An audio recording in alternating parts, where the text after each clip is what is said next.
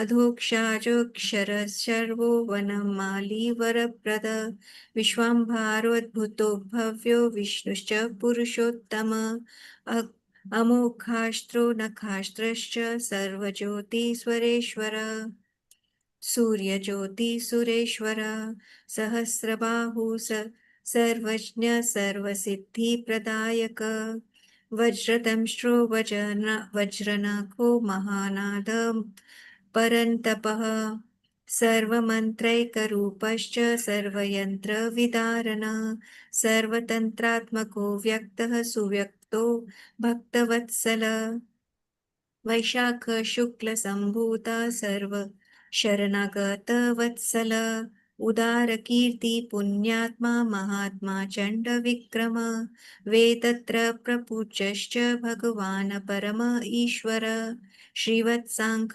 श्रीनिवासो जगद्व्यापी जगन्मय जगत्पालो जगन्नाथो महाकायो द्विरूपभृत् परमात्मा परञ्ज्योतिर्निर्गुणश्च निकेशरी परतत्त्वं परन्धाम सच्चिदानन्दविग्रह लक्ष्मीनरसिंह सर्वात्म धीर प्रह्लादपालक इदं लक्ष्मीनरसिंहस्य नामाष्टोत्तरो नामाष्टोत्तरामि शतम्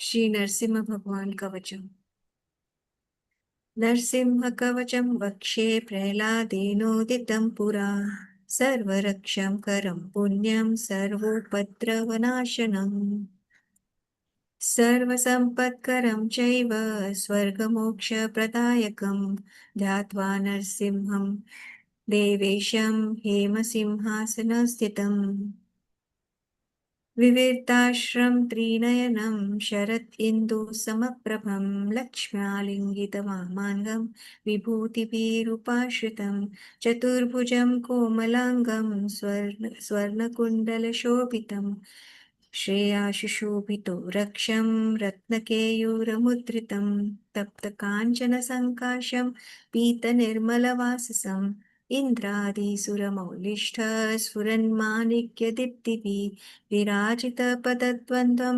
शङ्खचक्रादिहेतिभिः गरुत्मत च विनयात् स्तूयमानं मुदान्वितं स्वरित्कमलसंवासं कृत्वा तु कवचं पठेत् नरसिंहो चारु प्रभु शिरः पातु लोकरक्षात्मसम्भवः सर्वकोऽपि स्तम्भवास फालं चारु प्रभु रक्षतु ध्वनिं नरसिंहो चारु प्रभु दर्शौ पातु सोमसूर्याग्निलोचन स्मृतिं चारु प्रभु पातु नरहरि मुनिवार्यस्तुतिप्रिय नासं चारु प्रभु सिंहनासस्तु मुखं लक्ष्मीमुखप्रिय सर्वविद्याधिप पातु नरसिंहो रसनं चारु प्रभु वक्त्रं पातु वदनं सदा प्रह्लादवन्दितः नरसिंह पातु चारु प्रभु कण्ठं स्कन्दौ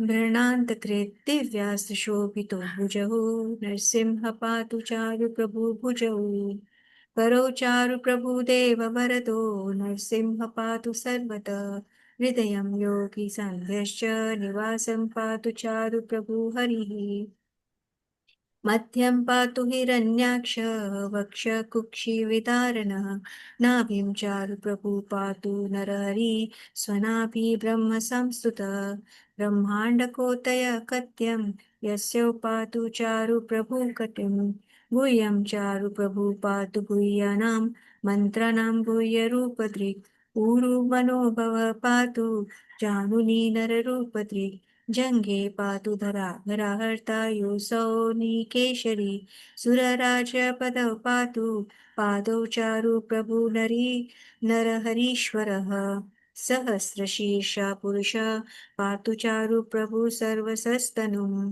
महोग्रपूर्वतः पातु महावीराग्रजो अग्नितः महाविष्णु दक्षिणे तु महाज्वालस्तु नैऋतौ पश्चिमे पातु सर्वतेषो विशिं चारु प्रभु सर्वतोमुखः नरसिंह पातु वायव्यां सौम्यां भीषणविग्रह ईशानां पातु भद्रो चारुप्रभु सर्वमङ्गलदायक संसारभयात् पातु मृत्युर्मृत्युर्निकेशरी इदं नरसिंहकवचं प्रह्लादमुखमण्डितं भक्तिमान्य पठे नित्यं सर्वपापै प्रमुच्यते पुत्रवान् धनवान् लोके दीर्घायुरुपजायते यं यं कामयते कामं तं तं प्राप्नोति असंशयं सर्वतर्जयम् आप्नोति सर्वत्र विजयी भवेत् भूम्यन्तरिक्षदिव्यानां गृहाणां विनिवारणं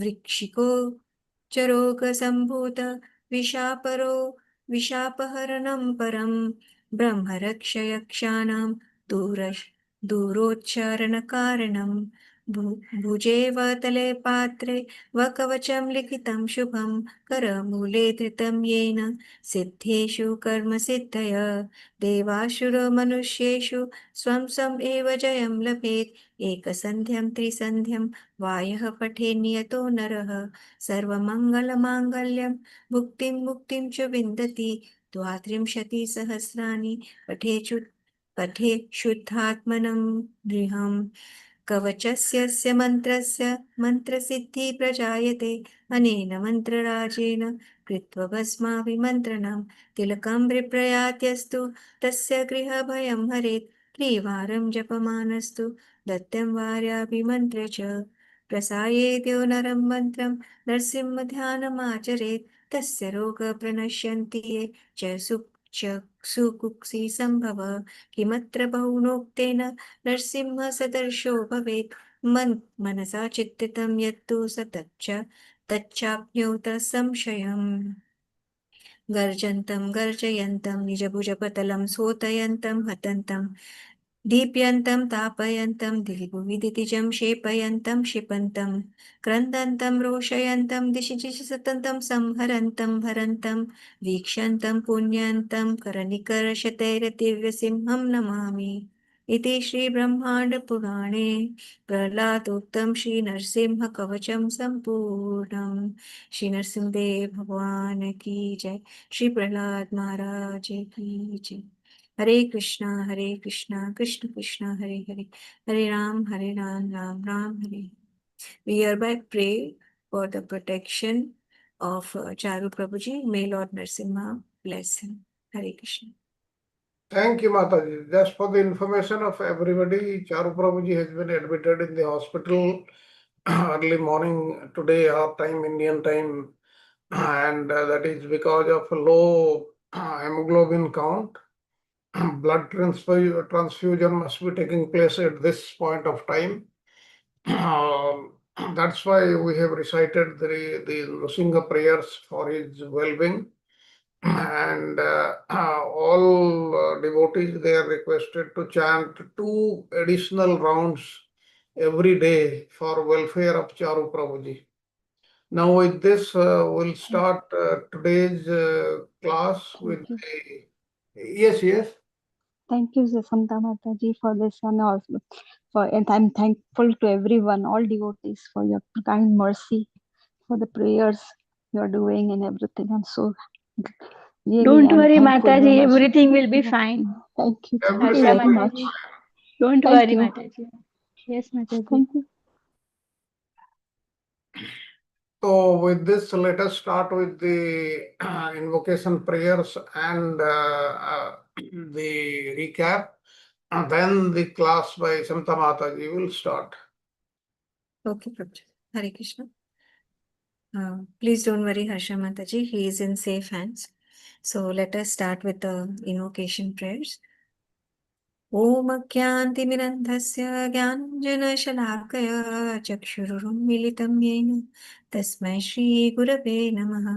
श्रीचैतन्यमनोभीष्टं स्थापितं येन भूतले स्वयं रूप कदा मह्यं ददाति स्वपदान्तिकं वन्देऽहं श्रीगुरु श्रीयुतपदकमलं श्रीगुरून् वैष्णवांश्च श्रीरूपं साग्रजातं सगण रघुनाथं वितं तं सजीवं साद्वैतं सावधूतं परिजनसहितं कृष्णचैतन्यदेवं श्रीराधा कृष्णपादान् सगणललिता श्रीविशाखावितंश्च हे कृष्णकरुणा सिन्धु दीनबन्धु जगत्पते गोपेश गोपिकान्त राधाकान्त नमोऽस्तुते तप्तकाञ्चन गौराङ्गी राधे वृन्दावनेश्वरि वृषभानुसुते देवी प्रणमामि हरिप्रिये वाञ्छकल्पतरुभ्यश्च कृपा सिन्धुभ्य एव च पतितानां पावनेभ्यो वैष्णवेभ्यो नमो नमः जय श्री कृष्ण चैतन्य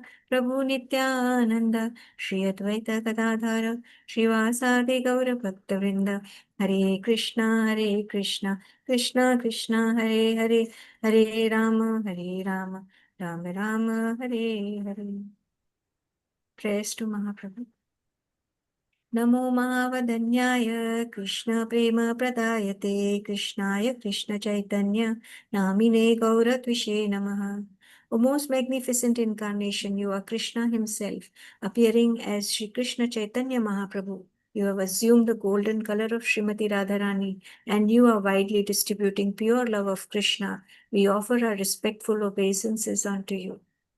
कृष्णवर्णं त्विषा कृष्णं साङ्गपाङ्गष्टपार्षदं यत्मै सङ्कीर्तनप्राये यजन्ति हि सुमेधसः.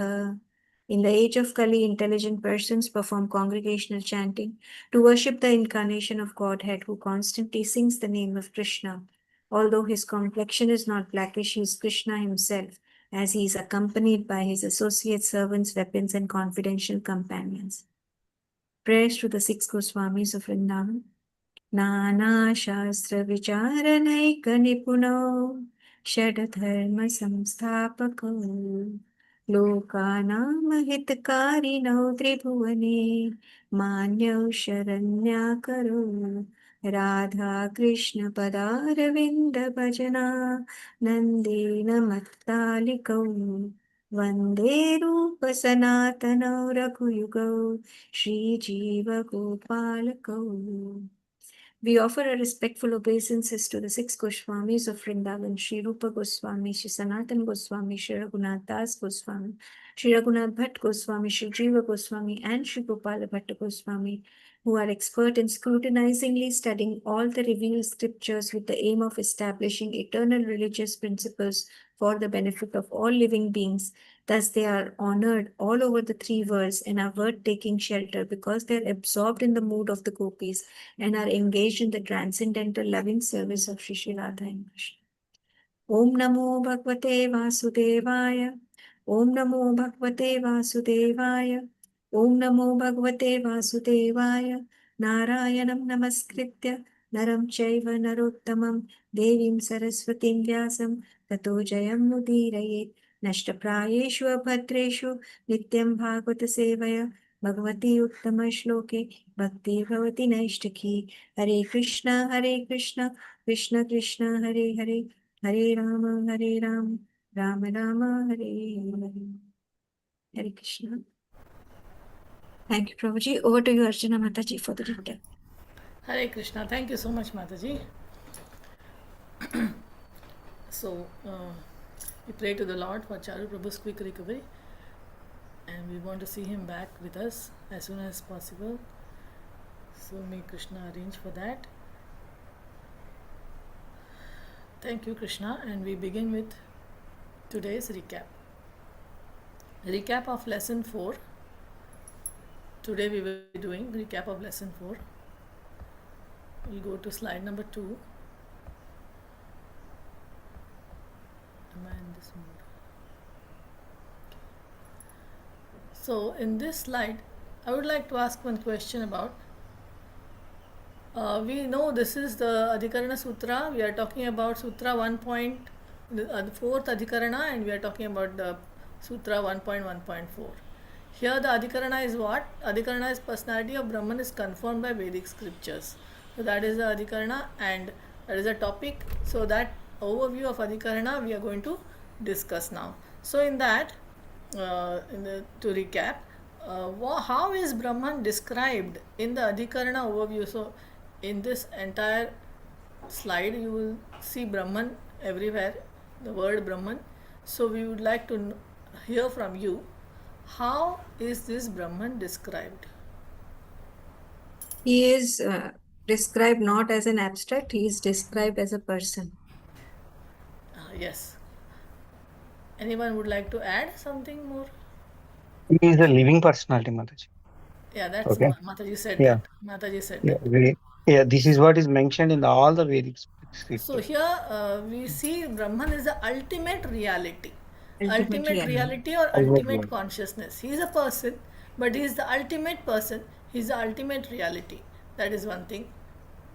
And then we can see that this personality of the Brahman is affirmed by the Vedic scriptures. Is confirmed. Is confirmed by the Vedic scriptures. And also one more point. Anybody would like to say? Yeah, Hare Krishna, Mother. So the question is the Brahman Nirgun, Nirakar, Sagun, Sakar? That is the always essence. Yes. So whether you look, whichever you look at it, the conclusion is a person. It's Yes. as we see, he's a supreme person, he's a living person. But also Nirgun, Yes. Nirakar, if their definition is correct, then Yes. he is also that person. He Yes. doesn't have any material quality. So either way, he is the same person. Both are talking. Maybe their Okay. understanding could be different. Yes. So we have now ultimate reality is the ultimate consciousness, is the ultimate person. He is affirmed by the Vedic scriptures and he is a shelter of all, distinguished by his transcendental qualities. Just to give an example in the material world, Mataji, I trying to give, like you say managing director of a company or CEO of the company, that is Brahman. And you are giving a name to that person. Okay. Okay. Say and so Prasad or okay, somebody. Okay, ABC, XYZ. Okay. So that is like you are calling Krishna. That is the only difference. That's all. He is the center of all Vedas. Yes, and he is not only the Supreme Lord, but he also has personal attributes. What are those personal attributes? Describe him. There are personal attributes which are describing the Lord. And Omniscience, omniscient, Antaryami. potent. Yeah. Very good. So these are his Fullest of Shadeshwarya. Full of Yes, Shadeshwarya. Shadeshwarya Purna. And Very good. origin of all creation. Origin of all creation. So many points, right? So this is how Okay, Brahman is described. one thing, Yes. what Prasad Prabhuji was saying, he is like a CEO. Actually, CEO is appointed by somebody. There are higher authorities. Yes. There is a flaw. Maybe There's a there may be flaw. chairman or something like that. But just to give an example of in the material Yes, world. yes, yes. His position. You he can wants say to he's the talk owner about. of that. You can say owner. Owner, yes. Owner. More appropriate. Yes. Yeah, chairman, owner.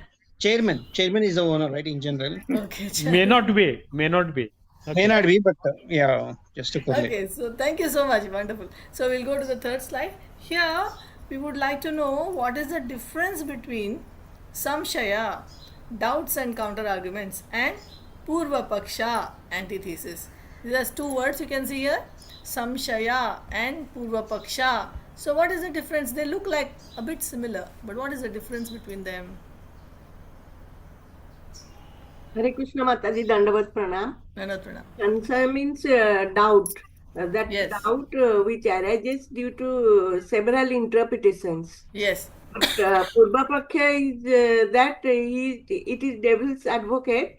That means some anti-view. Anti-views, yes. Anti-view. They give different opinion. Yes, yes. Ignoring all the facts. Yes. Can you give an example, Mataji, here? Sansaya, there are certain objections that Advaita Vedanta, Yes. Shankaracharya's Advaita Vedanta, it said that Brahman cannot be visualized and Correct. it is Nirguna Nirakara. Yes. And Prahlad Maharaj objected it that no, it has Form. he is transcendental and like that. Yes, yes. So that is the example of like Adi Shankaracharya. He proposed a non-dualistic view. Okay, so he said this is not a Dvaita, this is Advaita. Okay, that is understandable philosophical view. But what about these Purva Pakshis? What are they doing? They are dismissing the Vedas altogether. They are saying it's a mythology. We don't believe in the Vedas. There is no integrity. So that is the danger of these Purva Pakshis. They are trying to go against the existence of God. Against the existence of God. Here they are saying God is there, but He doesn't have a form like that. That is the Samshaya. They are That is Adi rejecting Shankaracharya. Vedas. Yes. Mataji, they are rejecting Vedas. They are saying Yes. that it is just a mythology, Yes. story like. Correct. Okay, point about this antithesis or Purvapaksha. This is also used in very many places. Like I'll tell you how we used to use it when I was in the army. Suppose or any time we are making a plan for say attacking something, some feature, some place and all that, we make a plan.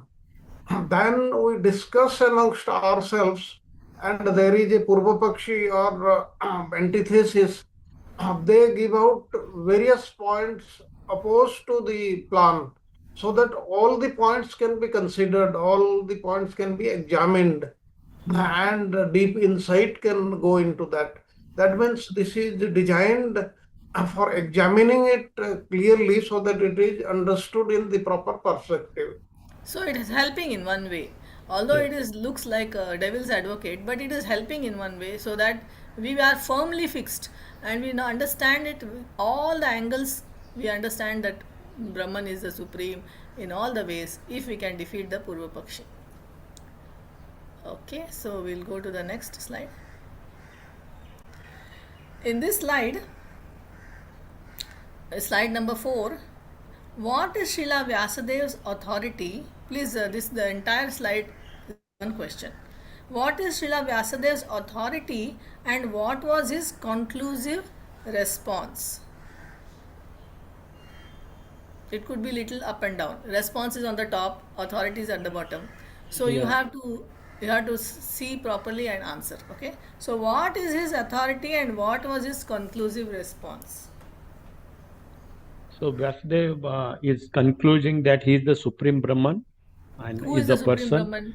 Krishna. Krishna. That's what it says. The personality Yes. of Godhead is the supreme Brahman. So Yes. that is his conclusion, and the Conclusion. response that is the final conclusion. And then examples given from the scripture. He talks of various supporting statement. Yes. He talks of various schools, various he's talking about, for example, B point. He talks of various schools challenge the interruption often rooted in the materialism. So they are not seeing everything as a totality. Again, he's Yes. coming that karma mimamsa, right? The Yes. previously it was mentioned. So you are picking one thing and concluding. So he's dismissing that. Then he talks about one needs to see the spiritual teaching, understand the Yes. transcendence, right? He talks about, and then ultimately he is the knower of the Vedas. He is the knower of all that knowledge, and he is concluding with all that information available and proving that Supreme Personality Godhead, it's the Supreme Yes. Brahman. Correct. Correct. So, And who is Vyasadeva? He is an incarnation of the incarnation. Supreme Lord.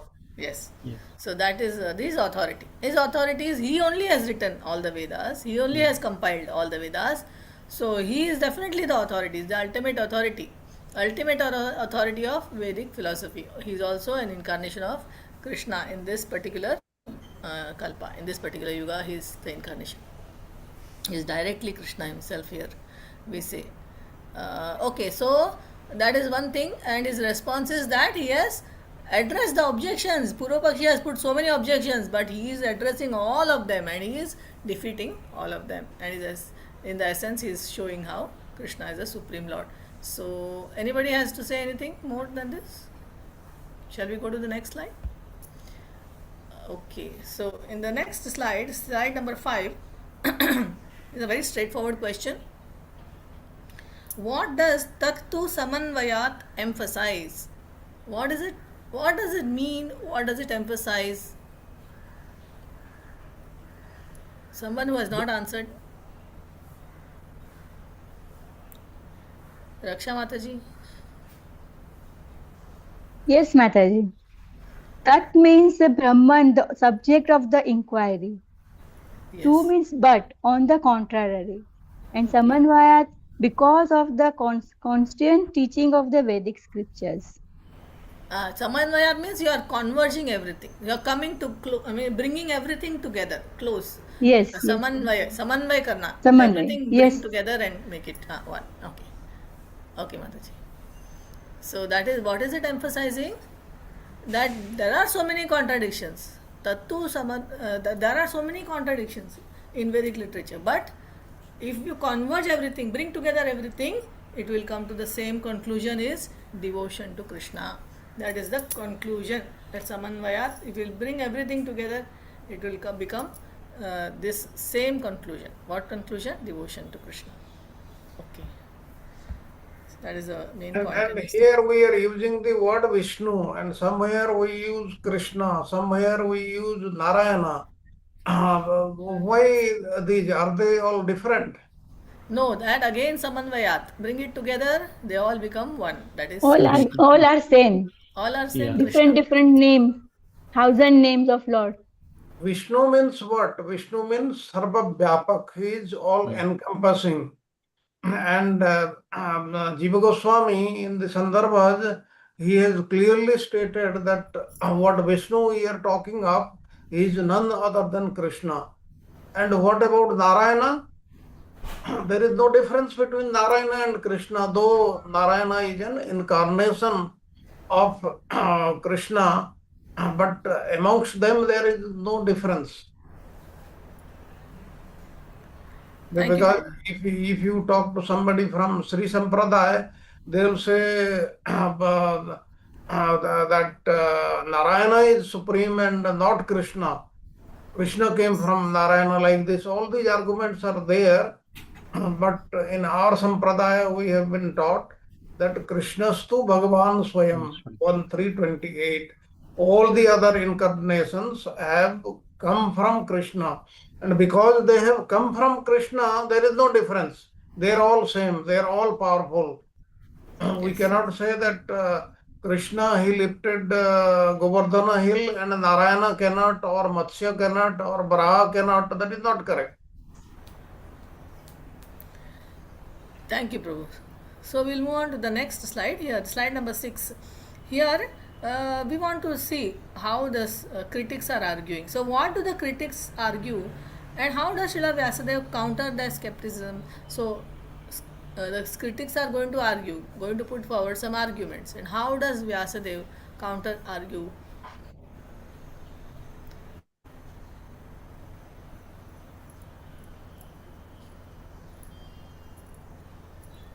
It is point number 5.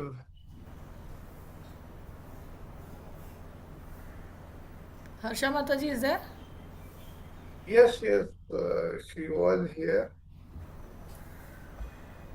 She's there. Sanjeev Prabhu? The critics, they talk of Karma Kanda. Let us talk about Karma Kanda. Yeah.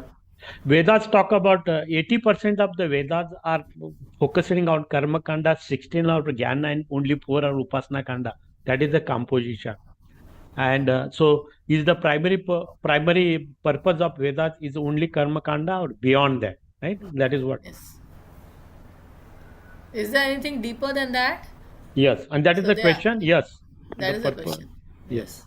So what does he say? Vyasadeva counters this skepticism by asserting that all these rituals ultimately point towards Vishnu. Yeah, gradually they are leading. Gradually they are leading to the Upasana, the Vishnu. Yes. Yeah. Thank you, Prabhu. Thank you. So we'll go to the next slide. Here in this slide, slide number 7, what is the importance of a spiritual master in understanding Brahman through Vedas? It's a very important point here. So we let us concentrate on this. What is the importance of a spiritual master in understanding Brahman through Vedas. Hare Krishna Mataji. Yes, The Mataji, Vedas please. can be understood only by the guidance of spiritual master. Yes. So, But- why is it so important? Mataji, all the dictated terms like worshipping, not worshipping the demigods, etc., are explained as they are all diverted to ultimately they reach Supreme Lord. All the Yes. worship and karmakandas of Vedas, these things can be convinced by the guidance of the Gurus. And most important, Guru is the representative of the Lord. Yes, Guru is representative of the Lord. Correct. No, So, yes. Anybody? He has studied, he has understood, Yes. he has realization. So he's Correct. not talking just like that, like somebody is trying to study. So he has already conclusions. We can present to us, just accept it. Yes. He is a Very pure devotee of Lord. Yes. pure devotee. Yes. Pure devotee of Lord. Yes. Please Now, remember, one point, please remember that Yes. all these Vedic literature, the Vedas, they have to be studied under a guru only. Correct. Yes. If somebody says, I'll study myself by Yes, that is the point. comparing the other literature, then that is not learning. It has to be studied in a school or whatever institution under a qualified guru who has understood the Vedas, not Yes. otherwise. Correct. All Yes, the points are Prabhuji. got. Yes, so without Guru, we will not be able to understand properly what the Vedas are trying to tell us. The Vedas are very confusing. Sometimes you see that's why the Purvapakshis all can give arguments and counter arguments. Why? Because they are very confusing. Everything is not very clear in the Vedas. So only a true spiritual master, bona fide spiritual master, only can decipher what is happening inside and will help us to understand the Vedas. Therefore, it is very important that we take a help of the spiritual master. Okay. all doubts and hindrances in the bhakti yoga, that is removed only by this spiritual master. Yeah. So when narrated by a spiritual master, what happens? The Brahman, here you see, transforms the abstract qualities into experiential understanding. So something in Vedas we don't understand what abstract looks very abstract. What are these points? They are not tangible at all. We cannot touch them. We cannot touch them means grasp them with our intelligence. Then what to do? Then Guru comes, spiritual master comes, and he transforms that abstract things into tangible things which we can comprehensible, means which we can understand. Okay, so this is the point. Next we will see this slide number 10. What is the key takeaway from this theme? So a point is there already, takeaways. So please, somebody has to just tell in brief, what is the key takeaway from this? Sorry. Mataji, in Vedas, only it has been told about by the devotion, and Krishna or Vishnu is the main focus is on the Krishna and devotion only and only. So what are we talking about? What is the theme here? The theme is Brahman is knowable by the description of the Vedas. So we can understand Brahman by the description of the Vedas. That is the theme, right? So how is this This is theme? the proof. What are the takeaway from this theme? We learned so many things, right? So what are the takeaways? Through traditional teachings and undisputed succession. Pardon me, one Mataji. can Little louder, Mataji. Yeah, through disciplic succession, that is traditional teaching. Yes, Yeah, so should be taken into consideration. And Brahman is a supreme reality. yes. yeah, He is a person. Correct understanding we mean. We need correct understanding for Brahman. That is the first takeaway. We need a correct understanding for Brahman, right? And some people, they say that Brahman cannot be described. Yes. This will come up later on in later on verses or sutras. It will be proved that it is given in the Brahma Sutra or the Govinda Bhasya that Brahman can be described because it is written in the various scriptures. Yes. We may not know Brahman fully, but the Yes. aspect of the Brahman which we need it is nicely explained. Yes, Yeah. some aspects we will know, Yes. we cannot know 100%. That Yes. is what is the truth. This Correct. will come up later. Okay. Then we also see that how impersonalists are making so many misinterpretations. So how this misinterpretation of the Vedas, how we can see the spiritual master helping us, how we can see that they are misinterpreting the Vedas. Okay, so we have to correct them, and by correcting them, we get doubly supported. Okay, that yes, this is a flawed view, this is a wrong view which they are having, and Brahman is, according to traditional teachings, this is what actually is Brahman. So we are confirmed. So confirmation comes. So sometimes when we defeat some Purapakshi or defeat some, then we get very much support, very, very much, we become more stronger and we become, yes. Scriptures are the proof. We can able to refute the impersonalities. Yes. Our So, scripture is so strong. It gives all that option, unlike any other scripture, my way or highway. There's no in between way. But here, it gives the option to discuss so that the understanding becomes more deeper and correct. yes. And we become very confirmed, and we become strong in our views because it's already there in the Vedas. So the Vedas are proving, the Vedas are providing insights, that Vedas are telling this is how Brahman is, and then the counter idea is that it cannot be described. Somebody says it cannot be described, then we can say no, it can be described, and this is how we tell about that using the authority of the Vedas. And here also comes Adau Shraddha. We have to believe the Vedas. We should believe that it has originated from the breath of the Supreme Lord, and that is what is correct.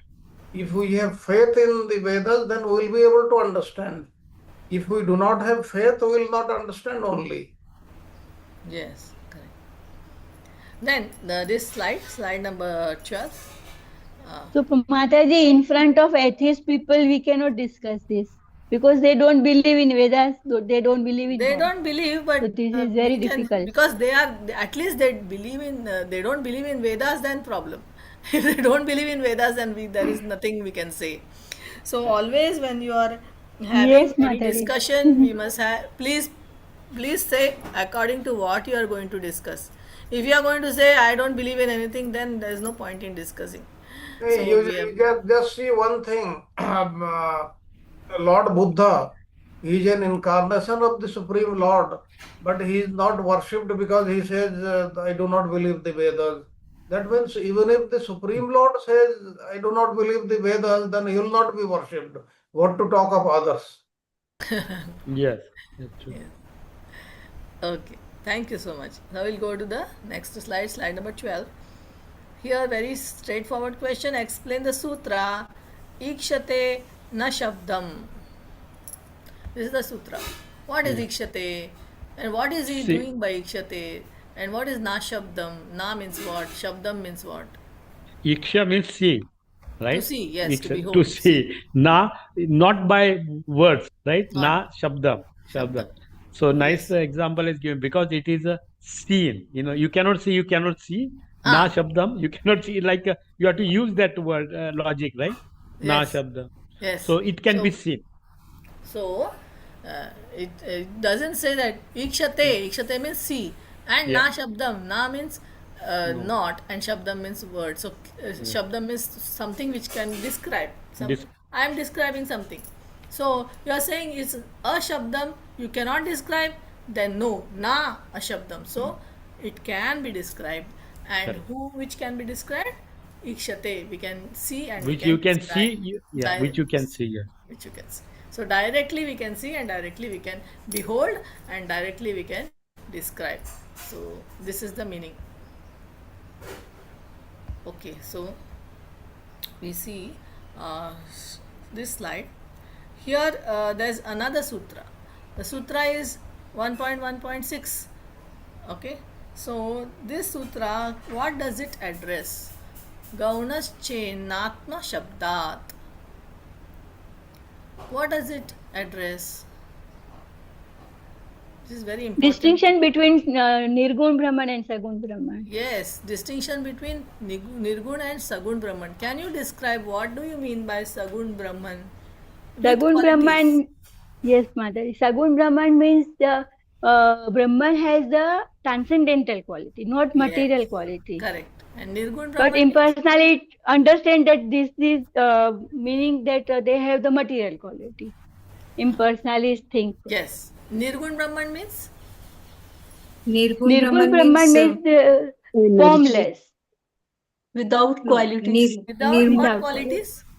Without material quality. So we have to remember these two very important points. Sagun Brahman means with transcendental qualities. Nirgun Brahman means without material. Just one point on the left side, please read Saguna Brahman, a manifestation of the modes of material nature and not the original Supreme Brahman himself. Then I say, what it means, like Sankaracharya, as per Sankaracharya, Saguna Brahman is what? Material in nature. That means when Krishna came in the human form, that is Saguna Brahman, he was material in nature. That's what the Sankaracharya is saying. Yeah. But this is not true. Then I say this cannot be true. Yes. If you say that Saguna Brahman means he is having gunas, Saguna means sa means with, guna means qualities. So with qualities, if you are saying that Saguna means gunas of the modes of material nature, no.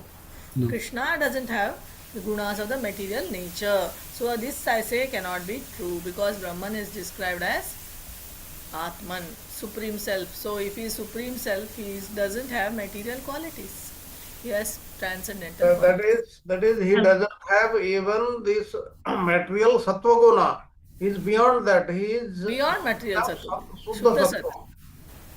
Prabhuji, here just one question comes. That then I say, this is not the true. Is this Govind Bhasya, Baldev Vidyabhushan is talking, or Vyasdev is here? Which one? Which statement? Here just now, everything above mentioned, and then he says Brahman says. Then I say cannot be true because Brahman is described. So who is saying this? Is it Govinda Bhasya, Baldev Vidyabhushan or Vyasadev? Actually, here Baldev Vidyabhushan is also not saying. Govinda Dev ji is saying, and Baldev Vidyabhushan is just noting down. Yes, it is of Baldev Vidyabhushan only. Okay, thank you. So we will go to the next point. Slide number 16. Here see, what is the connection between the two sutras? The sutras 1.1.5 and 1.1.6. Do you want me to show you what are the two sutras? 1.1.6 we saw is Guna. It talks about Sagun Nirgun. Yeah, Sagun Nirgun. So we are talking of previous and sutra. 1.1.5 is na ikshater na shabdam. Ikshater na shabdam, that means we can see, doesn't mean when we can. We cannot describe. You can see, but you cannot describe. We can see. Correct. And here it says that. Here it says that if we can see, we can describe, doesn't mean that it is material. It is adding extra. It is adding more, emphasizing, saying that you say cannot be seen. It's a nirgun. He's talking about. He's given further explanation on that one. Yes. Yeah. So add on. Can we see any? What is the connection between the two? One is the describe. yes, it can be described. How it can be described is added in a second, right? Which way you can describe Nirgun or Nirgun or Sagun, right? How you can Correct. describe? So that is the foundation. Correct. 1.1.5 is the foundation telling us that yes, it can be described, it can be seen. Yeah. Then 1.1.6 tell how it can be seen. Seen. It is Correct. not Sagun Nirgun. Like that, it is building up on that. Correct. Okay, so Prabhu, here I've completed. From here it starts the additional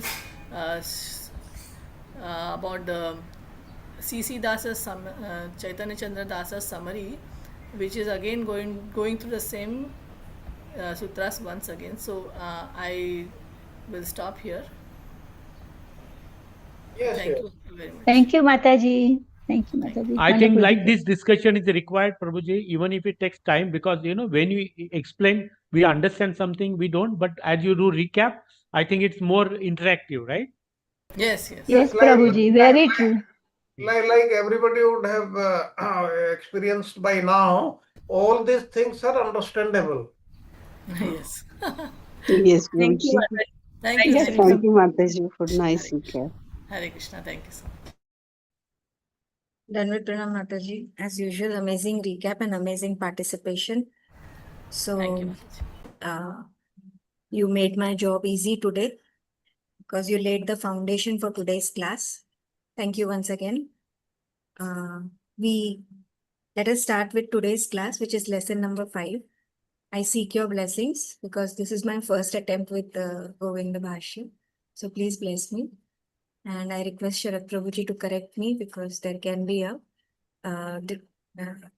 I can have a different understanding. So please correct me. So let us start today with the pranam mantra of Srila Baldev Vidyabhushan. Jai Srila Prabhupada.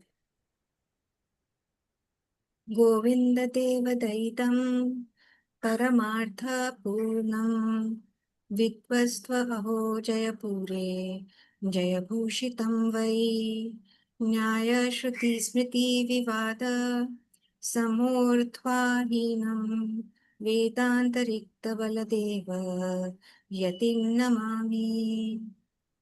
I offer my respectful obeisances unto the great sage Srila Baldev Vidyabhushan, being very dear to Lord Govindji and surcharged with transcendental knowledge. He became decorated with victory in the assembly of learned scholars in Jaipur. What a wonder! Nobody was equal or superior to him in debates on the Shruti, Smriti, or Nyaya, for he possessed the treasure of fully knowing the conclusion of all Vedic scriptures.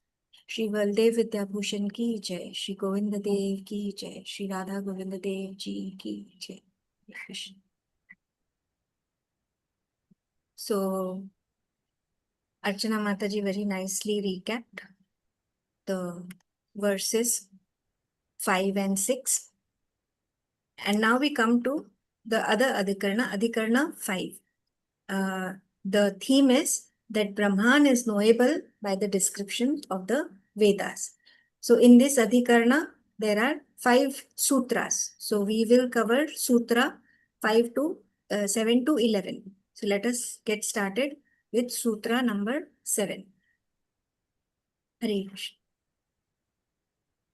So Sutra 7 is Tan Nishthasya Mokshapodeshat. Mokshopadeshat. It is saying that the Brahman that the scriptures are describing, that Brahman is transcendental supreme, as Mataji also explained. So it is transcendental supreme. So what? It is not the manifestation, the temporary manifestation of goodness. It is beyond that. And because why it is beyond? Because the people who are, or the living entities who worship or who are devoted to this particular Brahman, they attain liberation. So this is the meaning of this particular stotra, Tan Nishthasya Moksho Padesha.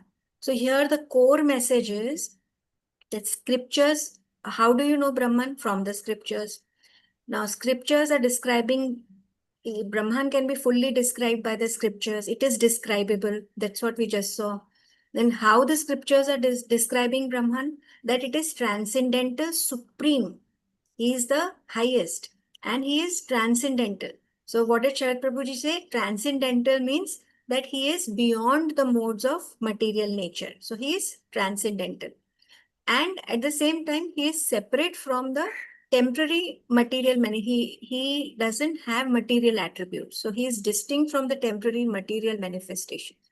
So it emphasizes that liberation is granted to those who sincerely devote themselves to the supreme entity. So had he not been transcendental, people worshipping him would not have attained liberation. So that is the core message. So I cannot give liberation to someone else because I myself am bound by the material nature. So how can I release somebody from the material nature? How can I transcend, make somebody pass through the material nature? It's not possible. Only somebody who is above the material nature has the power to pick out the other person who is entangled in the material nature. So here this sutra is straight away saying that the Brahman is described in the scriptures. It is rightly described in the scriptures. You can know Brahman from the scriptures. And this Brahman is the transcendental supreme. It is not the manifestation of goodness. So here this document is intended for for whom is this verse? For the scholars, for the intellectuals, for the new seekers of Vedanta. For them, this knowledge is important because they will debate on intellectual themes, Nirgun, Sagun and all that. So they are saying Nirgun, Sagun, but you understand Nirgun, Sagun in the right context.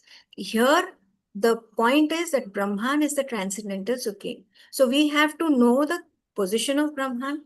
We have to, and how do we know? By studying scriptures, because scriptures is clearly defining Brahman.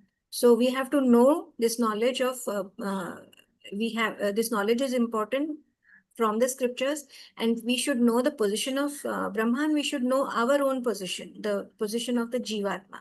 That will help us to progress on the spiritual path. So the key points here are, first is the nature of Brahman. How is the nature? Transcendental.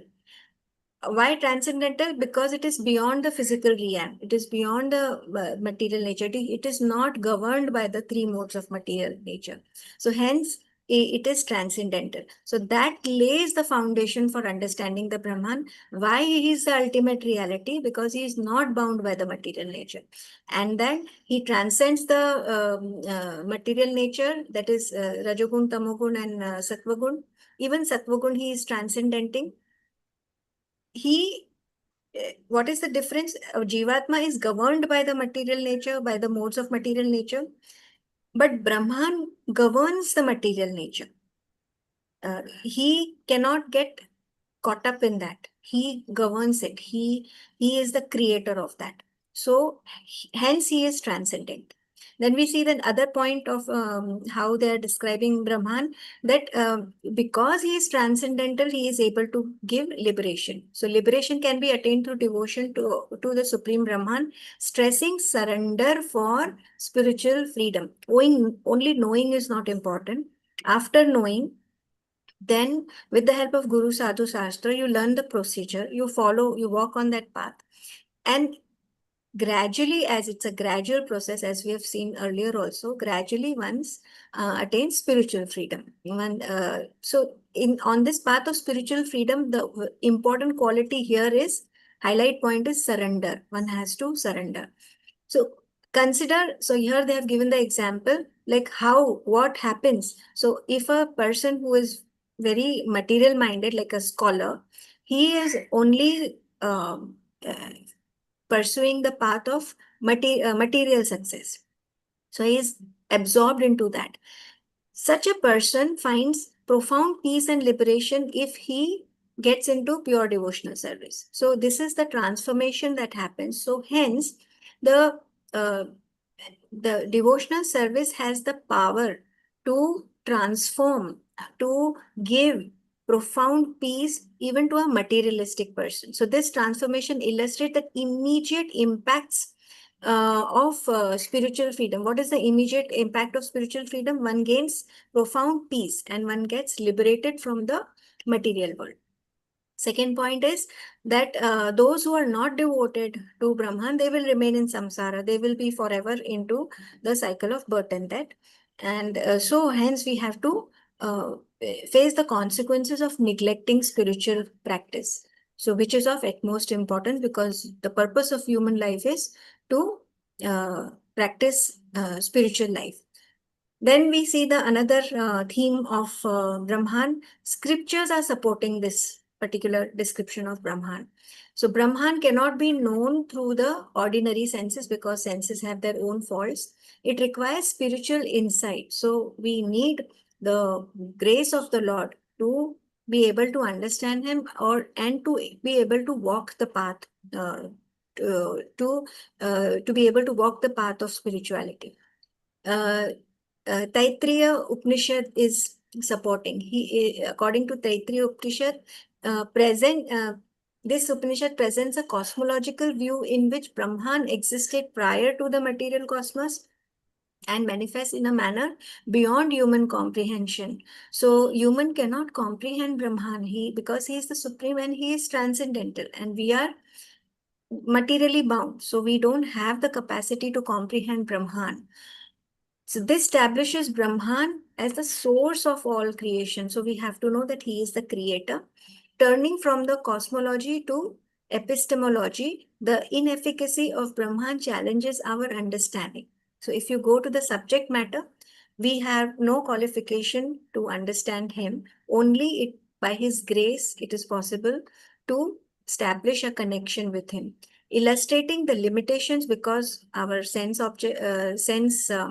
organs are limited, and our sensory perceptions are limited, and hence there is a necessity of spiritual insight. Then Bhagavad Gita 9.14, it says that constant remembrance and worship of Brahman opens a path to transcending material existence. So in 9.14, it is Satatam Kirtayanto mama yatantascha dridavratah namasyantascha mama bhaktya nityayukta upashate. Always chanting my glories, endeavoring with great determination, bowing before me, the great souls perpetually worship me with devotion.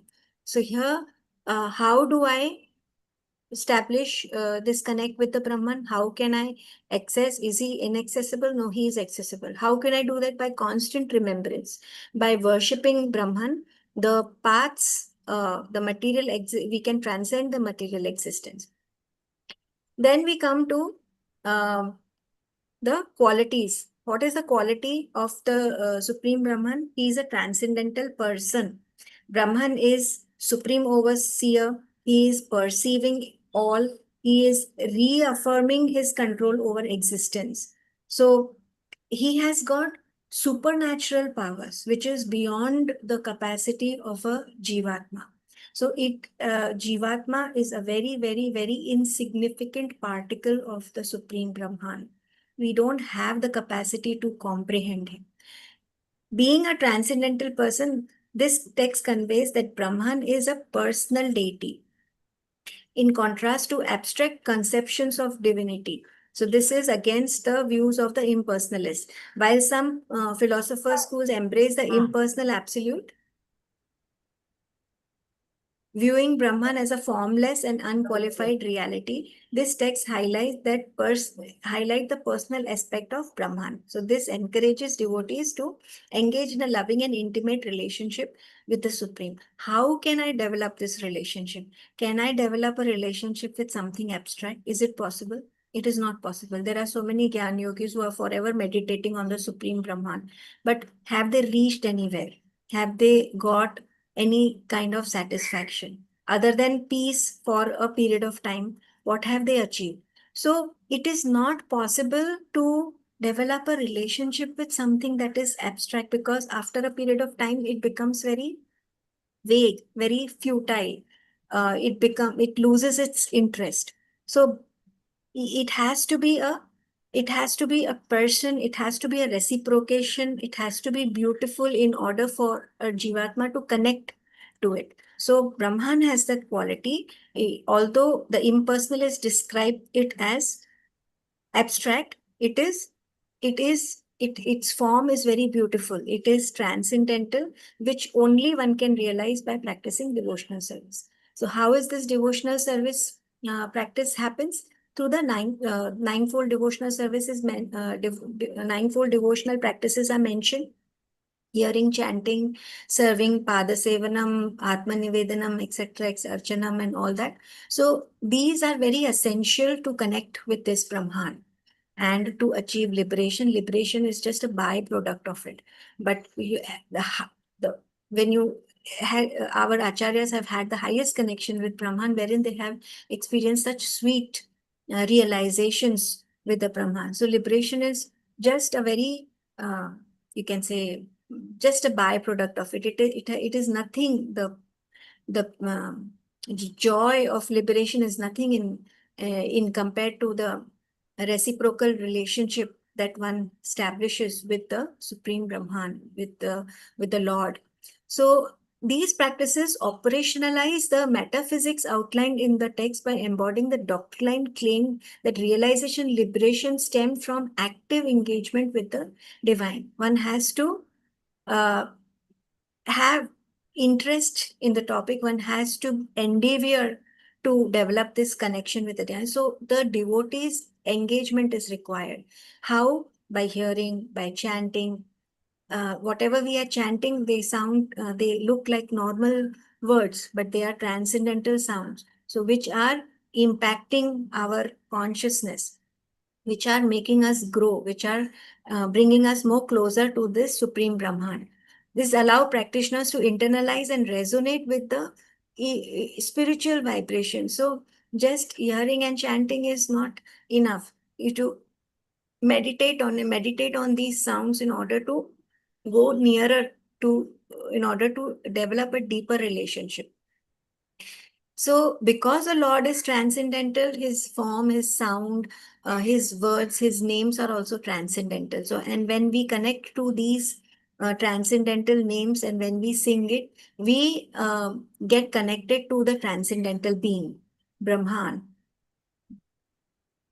Also, what is of utmost importance is serving and performing similarly reflects the underlying metaphysical principle of selfless action. Till the time there is a motive behind that action, it will not be pure, unalloyed devotional service. So the important word over here is selfless action. So unalloyed devotional service has to be practiced. So practitioners manifest the philosophical tenets in daily life. It has to be continuous. It has to be 24/7. It has to be on a daily basis. Only then the connection is deepened with the Brahman. The other quality is authenticity of the Vedic descriptions. So these descriptions and the names of Brahman in Vedic texts, they have real potency. They are not just any random names that are given. They have real potency, affirming the value of scriptures in spiritual practice. Guru, Sadhu, Shastra, why are they important? Because Guru is teaching as per the Shastras, and these Shastras are potent. We have to realize the importance of Shastras, why it has the capacity to take us to pass the Bhavsagara, because these are very potent energies. Through this, the Guru guides his disciple how to walk this path. So to illustrate the scriptural diversity, consider the contrasting metaphors found in Upanishads. Now, Upanishads can be they have flowery language, they are very varied, they are in very different contexts. So one gets confused, one gets distracted. So how do understanding Upanishads is not easy. So for example, here they have given Shvetashvatara Upanishad says that Brahman is the source of the light, which is illuminating everything. At the same time, this Brihadarang Brihad Ranyaka Upanishad is describing Brahman as infinite ether. So if I follow this, I have a different perception. If I follow this Upanishad, I have a different perception. But what Charul Prabhuji taught us how to use the hermeneutical principles. Using these hermeneutical principles, we can harmonize these variations. There are like different descriptions we can harmonize, and how we have to understand in the light that all these understandings are unified. This is a harmonized way of understanding. Brahman is all this. He is not just the source of the light. He is also infinite ether. And it is one Brahman only, which is all this. So at the end of it, Brahman is singular and it is the all-encompassing reality. It is encompassing everything. So this demonstrates the breadth and depth of scripture before asserting its uniformity and potency. So scriptures are very deep and very wide. So how to understand it is not possible without the help of a bona fide guru. So this particular Sutra 7 says that Brahman is para, that is supreme. He is the transcendental entity. He is not the material, but he is not bound by the material nature. He is beyond it and asserts that devotion is central to attaining liberation. So if the only way to come out of the cycle of birth and death is to attain liberation, and liberation is possible when one worships this particular supreme Brahman, which is mentioned in the Vedas. So by drawing upon scriptural references, it underscores the personal relationship with the divine and validates devotional practices as an effective path. Ultimately, this sutra establishes a foundational understanding of Brahman's nature and delineates the devotional route of spiritual freedom. Now here, why they are insisting that Brahman is transcendental, why Brahman only should be worshipped. So it has to be understood that those who are devoted to the manifestations of the mode of nature, they will not attain liberation by doing devotion. Like it is mentioned in Bhagavad Gita 9.25, yanti deva vrata devam, pitran yanti pitran vrataha, bhutani yanti bhutejnya, yanti mat yagno apimi. So those who are worshipping ancestors will attain, go to their Pitra Loka. Those who are worshipping demigods will go to the demigods. Those who are worshipping ghosts, they will go there. And those who are worshipping me will come and live with me. So here, therefore, the devotees attain liberation. Why? Because they are worshipping something transcendental. The object of the worship is important. So you cannot just worship anything. So the object has to be the transcendental supreme, who is beyond the material modes and completely non-material in nature. So if Brahman is described in the scriptures as a product of material modes, he would not be able to give liberation to other devotees. So hence he is beyond. So in yesterday's class, Archana Mataji very nicely explained the so many species of life, so many aquatic species, so many animal species, so many bird species. Of them, the rarest and rare is the 84 lakh species is the human species.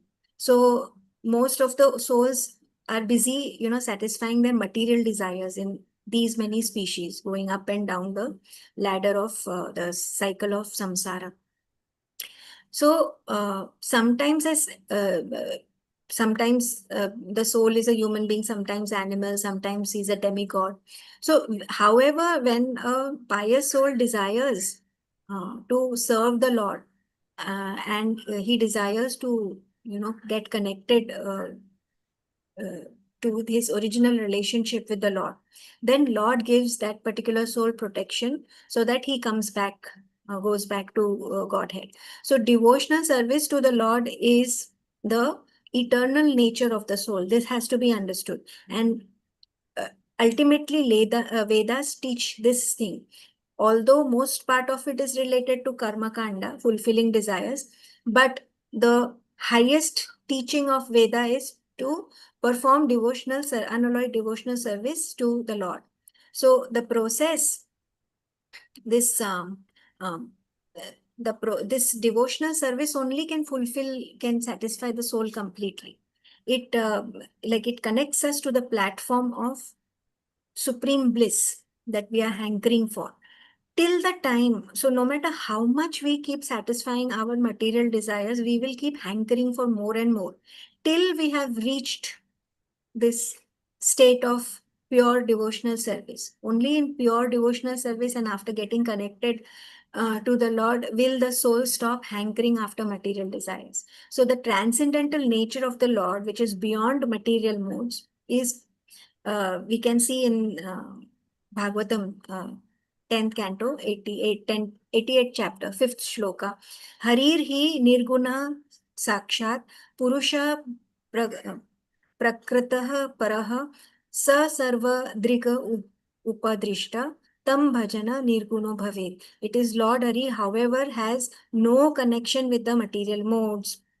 He is the supreme personality of Godhead and the all-seeing eternal witness who is transcendental to material nature. So one who worships him becomes similarly free from the material modes. So your worship is important. What is your object of worship? So here this particular stotra is the foundation to prove that Brahman is the highest, and those worshipping Brahman will be super blissful. They will come to the platform of bliss. So you don't have to worship anything that has material attributes. You should worship an entity that is transcendental. And according to this sutra, only the supreme Brahman is transcendental. It has no material qualities. Now we go, basis this, we proceed to the next sutra, sutra number 8, which says Heyatva Vachanacha. Heyatva Vachanacha, which is saying that nowhere in the Vedas it is mentioned that you should abandon the worship of Brahman. Nowhere. Throughout the Vedas, there is no mention that you abandon the worship of Brahman. Why? Because Brahman is the highest. If there is something higher to Brahman, they would have advocated worship to that entity. But because Brahman is highest, they are saying that the worship this is the highest. They will start off with the lesser lesser potency of, or you can say they can get started off with the demigods, but ultimate worship has to be to the Vishnu Tattva, to the supreme Brahman, that is the Vishnu Tattva. So nowhere in the scriptures they are telling a living entity to abandon this worship of Brahman. So this is sutra number 8. They're saying that Brahman described in the Vedic scriptures is not a manifestation of material nature. It is transcendental. Scriptures do not instruct followers to abandon this Brahman for something higher. Why they are not instructing to abandon this Brahman for something higher? Because there is nothing higher than this. This is the highest. So this indicates that Brahman is free from limitations of material existence, and it is the ultimate goal of those seeking liberation. So the whole knowledge of Vedas is that the Brahman is the ultimate goal, and the person who are really interested in seeking liberation should worship this Brahman. So let us see the themes here. To this sutra, the first theme is Brahman and material nature. So one should know the difference. What is the distinction? Brahman and material nature. So because Brahman cannot get entangled in the material nature, he is the highest entity. If somebody is saying that Brahman has material attributes, then that is lack of information. That is these are misconceptions. So to distinguish between, how do I distinguish? If an entity is beyond the 3 gunas, Sharad Prabhuji just mentioned Sattva Gun, Rajogun, Tamogun, even Sattva Gun, when the entity is transcending even Sattva Gun, then he is transcendental. That is considered transcendental, and only Brahman is transcendental.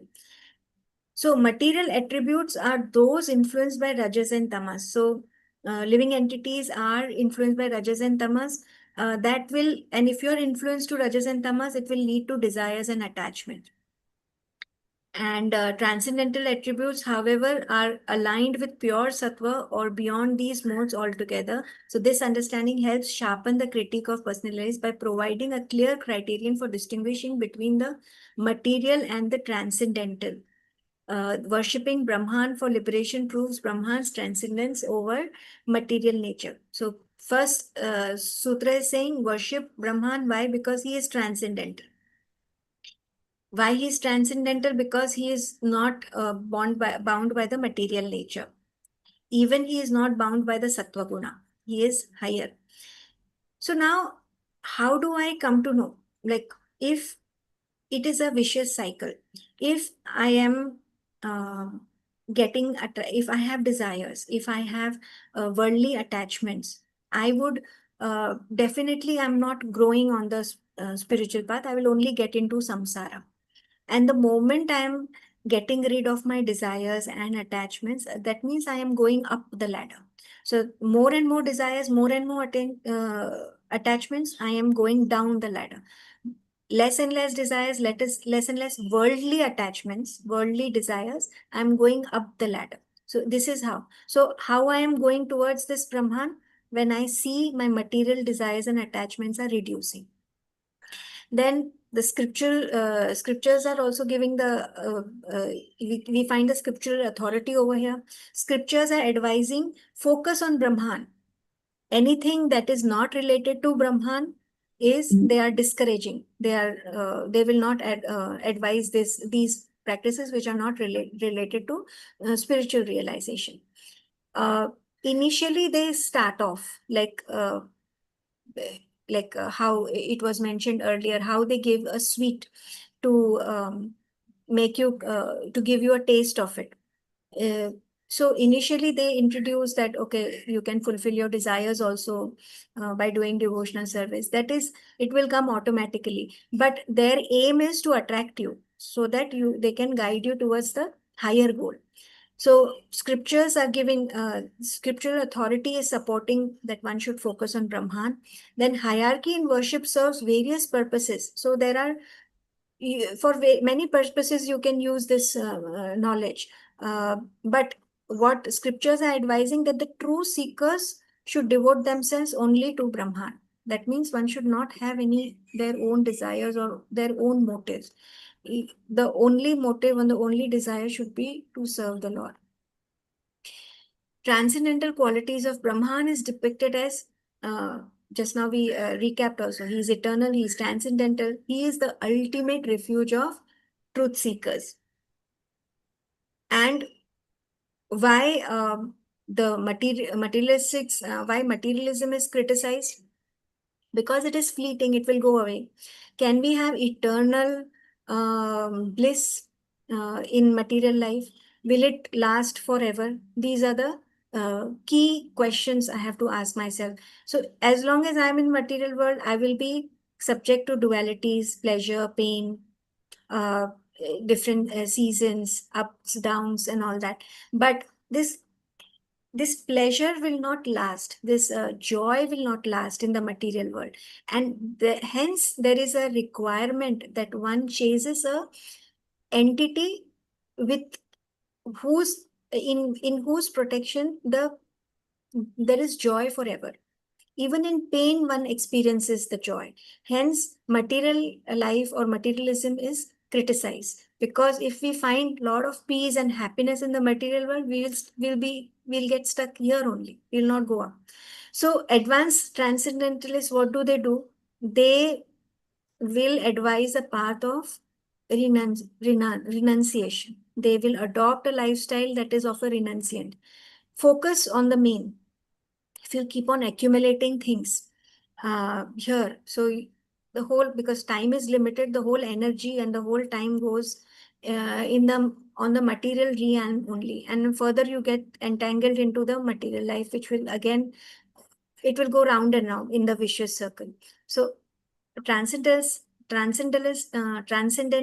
are saying that time is limited, goal is high, you should focus on the goal, and for that it is possible to adopt a renunciant lifestyle. Do the bare minimum, but focus on the higher growth, that is the spiritual growth, not on the material growth. Here, the impersonal, there are these misconceptions of the impersonalists. Who impersonalists forever they are confused, and they confuse others also, because they will pose contrary views. According to Brahman, according to impersonalists, what are they doing? They are equating Brahman to the worship of other material deities. What are material deities? Just now we saw, if you worship Pitras, you'll go to the Pitra Loka. If you worship demigods, you'll go to their planets. So impersonalists will say all are equal. It is so that is not the truth. They will always, misguide. Their views are corrupted. Their views only create chaos. So we have to understand where they are going wrong. So here we have to develop, like, worship should be only to Parabrahma, that is highlighted. Parabrahma confers unique spiritual benefits. So if you're worshipping the right entity, what you'll get? Two things: transcendental knowledge and detachment from material desires. If you are getting more attracted to the material life, that means you're not worshipping the Supreme Brahman, or you're not worshipping him enough. Either you're not worshipping the Supreme Brahman, or you're not worshipping him enough to come. If you are worshipping the Supreme Brahman in the right way and enough, then you rather get detached from the material desires and you get transcendental knowledge. So transcendental knowledge is the thing that we reap if we are worshipping the Supreme Brahman. If we are not getting transcendental knowledge, then it is not the correct knowledge. Then it will only make us be in the world. So Sutra 8 concludes that Supreme Personality of Godhead is the highest entity because it is free from material entanglement. And here there is the acknowledgement of even Sripad Shankaracharya. He is acknowledging that Brahman's transcendental nature further solidifies his position. So if Sripad Shankaracharya is acknowledging Brahman's transcendental nature, that makes Brahman's position more strong. So recognizing Brahman's supreme status can profoundly influence daily ethical choices. Now here, if we are really recognizing Brahman's supreme nature or supreme status, our life will automatically change. We will make decisions that are ethical.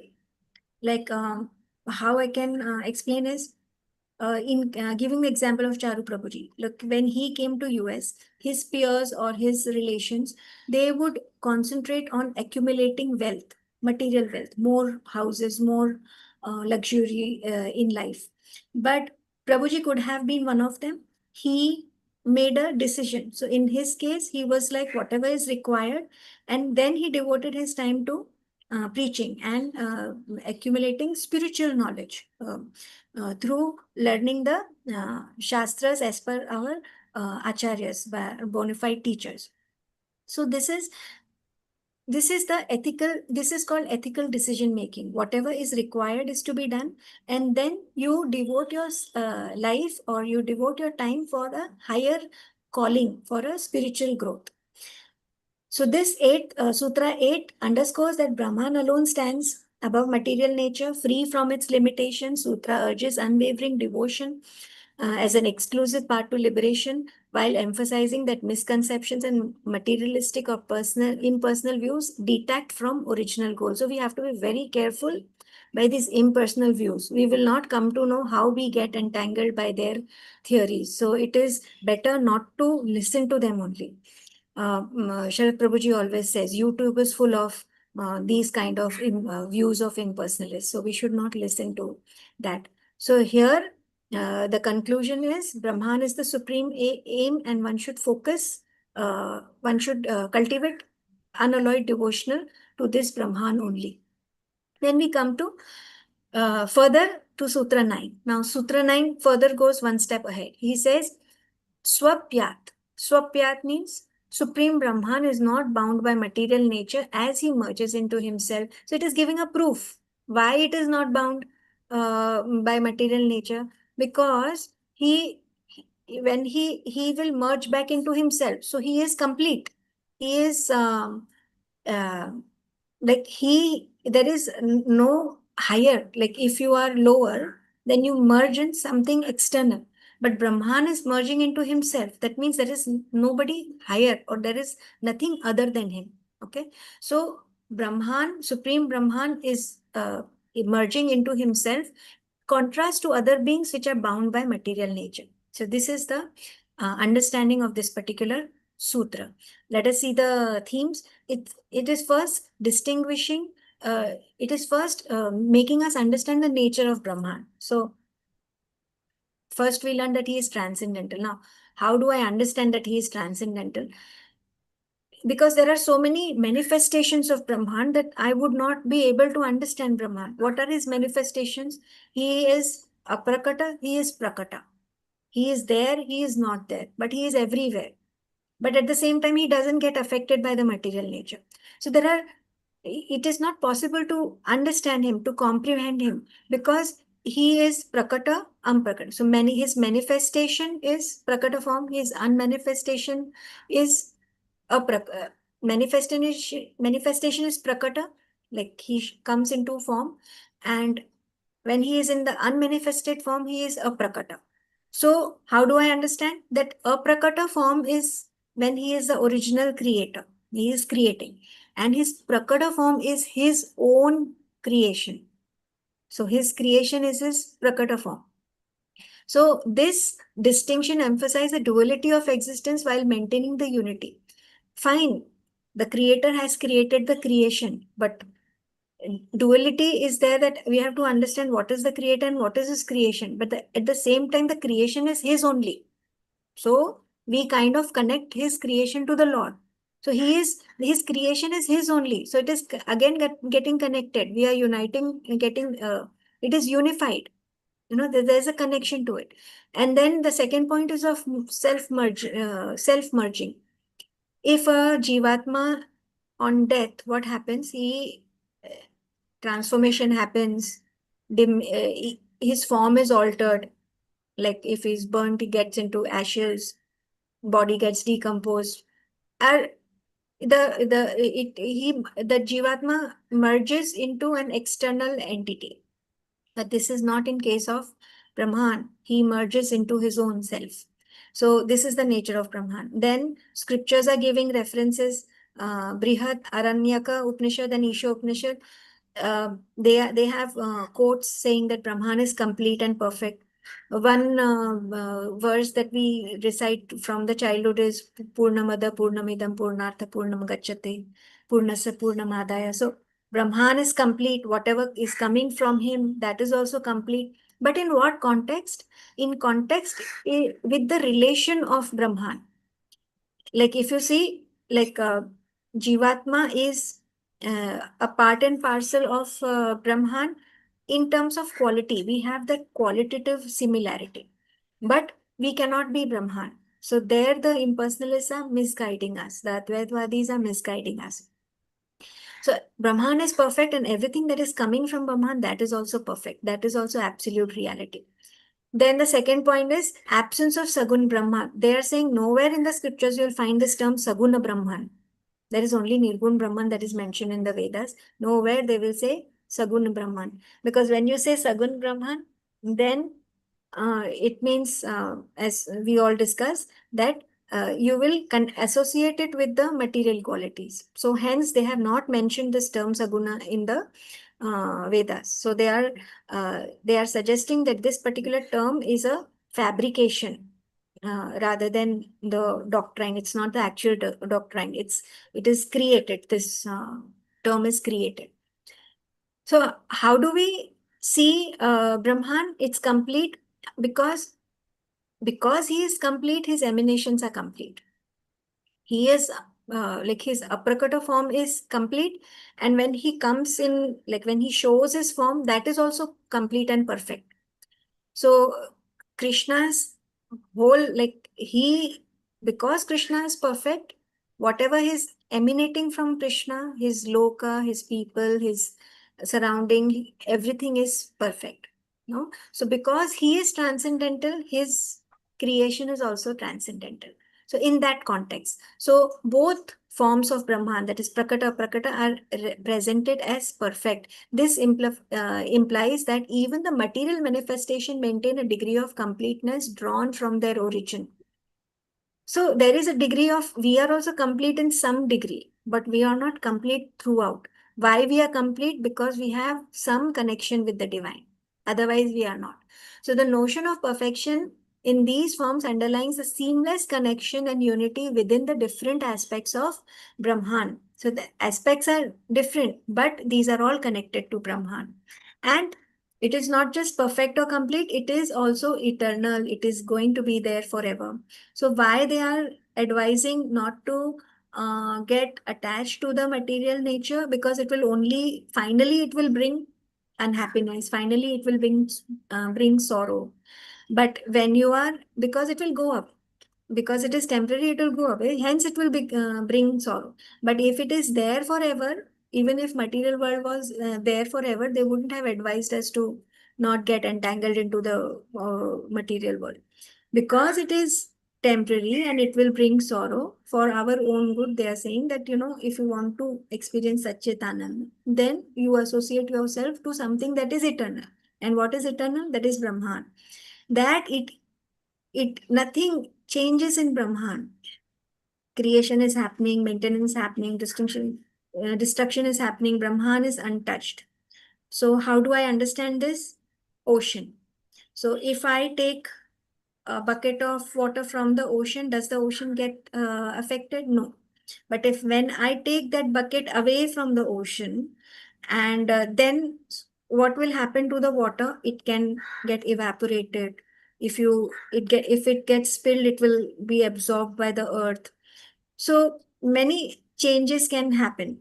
But to the ocean, does it affect? Even if you take out whatever you take out from the ocean, it remains complete in itself. So similarly, Brahman, it is complete in itself. Whatever happens, creation, destruction, Brahman is not affected by it because it is limited. But the bucket of water that is away from the ocean is limited, but Brahman is unlimited. So that is the difference. Now, comparison with the material entities, Jivatma merging. So unlike Brahman, individual Jivatmas are subject to cycle of birth and death, that is samsara, merging into material nature rather than returning to the true essence. So when we die, only if we are fortunate enough, we'll go back to Godhead. So going back to Godhead is returning to the true essence. But if we are getting stuck in the samsara, then we are not then it is not going back to the, not returning to the true essence. So this is the distinction. So this is highlighting Brahman's unique position, that if you are associated or connected to him, you are connected to the highest reality, and you can say safe, or you are at the right place, you are in the right association, you are under the right umbrella. But if you are away, then you are subject to sorrows and sufferings and happiness and all that, which will be a cycle. Then material imperfection, the sutra asserts that Brahman were a product of material nature. He would merge into something greater rather than himself. So because he is not a product of material nature, he is merging into himself because he is complete. Role of incarnations. So even when the incarnations come, so they are emanating from the Brahman only. And after they have completed their pastimes, then they again go back they merge into themselves. So, if the Lord is taking a particular form like Narsimdev or Rama, Krishna, Varahadev, after the pastime is over, the Lord goes back to himself only. So nothing changes. He merges into himself. So this cyclical process emphasizes Brahman's omnipresence and his ability to express himself in various forms. We cannot do that. Can we become change our form and become for instance, can we take the form of Narsimdev? Can we change our form? No, it is not possible. Brahman can. So this is the major difference between a Jivatma and the Supreme Lord. Why Brahman has to be worshipped? Because he is the Vishnu Tattva. So the highest form of worship should be towards a Vishnu Tattva only. So the statement that Brahman expands into various Vishnu incarnations illustrates the dynamic nature of Brahman, who engages with the world while running untainted by it. Only Vishnu Tattva has this thing of he can go by into the whole world into so many forms and remain untainted by it. So Vishnu Tattva is the purest form and he should be worshipped. And even in Vishnu Tattva, our object of worship is Lord Shri Krishna, Radha Krishna. Addressing objections, two kinds of Brahman, Saguna and Nirguna. This we have just cleared. Archana Mataji very nicely explained. Saguna Brahman is Brahman devoid of material qualities, and Nirguna Brahman is Brahman. Nirguna Brahman is Brahman devoid of material qualities. Saguna Brahman is Brahman with transcendental qualities. So it has to be understood in this particular context. So it remains unchanged and it is forever complete, and no matter whatever forms he takes in this material world, he will be the same. So this is Sutra number 9, which says that Brahman is the ultimate reality because it is perfect, it is complete, and nobody can be higher than Brahman. So we will just do Sutra 10 and then we will take a break. There is no slide of break over here. So there is 22 slides. So after this particular Sutra, we'll take a break. Then the next Sutra, Gati Samanyat, which is saying that this is not so because Vedas describe only one kind of Brahman. There is only one Brahman. You can't Nirguna, Saguna, you don't get into the, you cannot classify them because he is only one. So how can you classify it? So here the word Gati means conception. It comes from the word concept. Concept is an idea. Basic understanding. Conception is the basic understanding. So what is the scripture saying? That only one kind of Brahman is there throughout the scriptures, and that is Nirgun Brahman. He is without qualities and attributes. But what qualities? Material qualities, not spiritual qualities. Nirguna Brahman is without material qualities and attributes. Absence, there is no term called Sagun Brahma mentioned in the Vedas anywhere. So this is the sutra that this is not so. The sutra says this is not so. That means it is only Brahman is only one. There is no two. He comes in various forms, but then it is him only that is coming. So he is one of a kind. So here this particular Shvetashvatara Upanishad, here also it is explaining that Eko Devo Sarvabhuteshu Gudha Sarvavyapi Sarvabhuteshwaratma.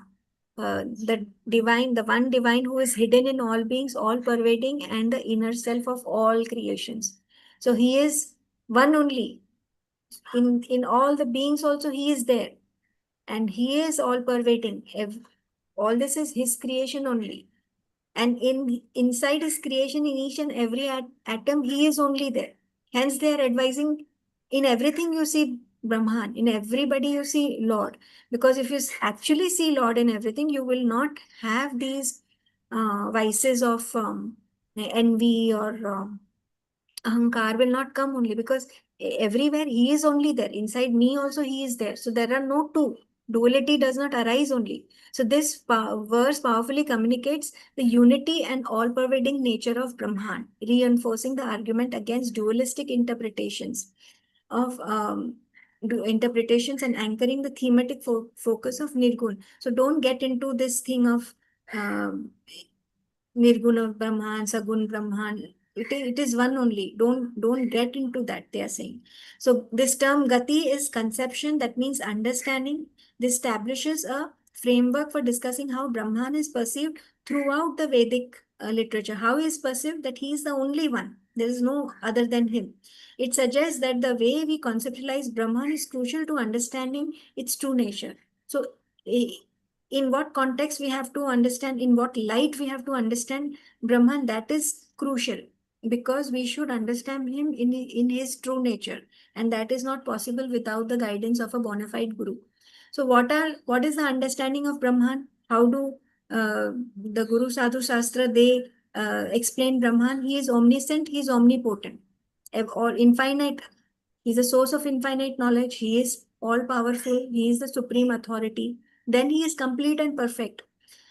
Uh, there is nothing lacking in him. He is all complete. He is all perfect. He is the source of all the existence, and he is not dependent on anything external. Then there is no contamination in him. That means he is all pure and he is all pervading. He is the witness in he is in each and every living entity. Then he is the original creator and he is the highest object of worship. In spite of all these attributes, the impersonalists, they have their own way of creating chaos. What do? They will equate him to the material qualities. It is very clearly explained in the Shastras, but still they will have misconceptions and they will create misconceptions. So we have to be careful. Then absence of duality. Now, how are the impersonalists creating this misconception? By appointing or by stating this strawman fallacy argument. What is a strawman fallacy argument? What they will do is they will they will not address the main argument because it is complex. Rather, the what they will do is they will like the fake version of that argument, they will try to defeat that. So suppose you are saying a particular thing and somebody wants to defeat your argument, what they will do is they will use a tactic. They will avoid the real debate and then they will substitute it with a distorted original debate. What they will do is they will distort the original debate and then they will try to defeat the original debate. That means they will not address the mudda. They will kind of, in a way, they are trying to take you away from the reality. That's what a strawman fallacy argument is the meaning of strawman. So impersonalists are known for this strawman fallacy argument. They will create deliberately all this. So we don't have to get carried away by their arguments. We have to stick to what our Guru Sadhu Shastra are teaching, which is very rare in this yuga. To get a bona fide spiritual master is the rarest thing. First, to get a human life is rare. And in the human life, to get a bona fide spiritual master, that is the rarest thing. So just, we should be so thankful, grateful to Lord that he has at least got us to the right place. So Vedic teachings, what are Vedic teachings? So you have Bhagavad Gita verses which gives references. They are illustrating Brahman is described as the highest truth. So they are supporting in these sutras that Brahman is the highest truth upon which everything rests. Such citations serve to validate the claim that Brahman remains fundamentally unaltered and transcendent. So self-effulgence and maintenance, Brahman is self-effulgent, that is, he is not dependent on anything external. So these are the nature of Brahman, why he should be worshipped and why we should not classify it into Sigun Narguna, because he is one only. Then what is important to, after understanding all this, what is important? The living entities engagement is important. Like even after knowing all this, if you're not doing anything about it, then it is not sufficing the purpose. So we have to understand that we have to worship Vishnu Tattva. In Vishnu Tattva, best is we have to worship Lord Krishna because he is the embodiment of Nirgun Brahman. It points out that Krishna engages in divine pastimes free from material influence, thereby illustrating that his actions and forms are transcendental rather than material. Such an easy way Lord has given us. Just read his pastimes, just absorb yourself into his pastimes, and you are getting rid of your karmic baggage. You are just crossing the Bhavsagara. So for us, he's definitely made it very easy. Then separation from material energy, Krishna's activities are described as distinct from those governed by material energy, underscoring. So he's pastimes look so material. We can see him as a cowherd boy. What we, even Indra, even Lord Brahma, they could not understand. They, Lord Krishna in the as a cowherd boy. So what to talk of us? So Lord Krishna's pastimes are distinct from that government of material. So we don't have to think of him as a material entity.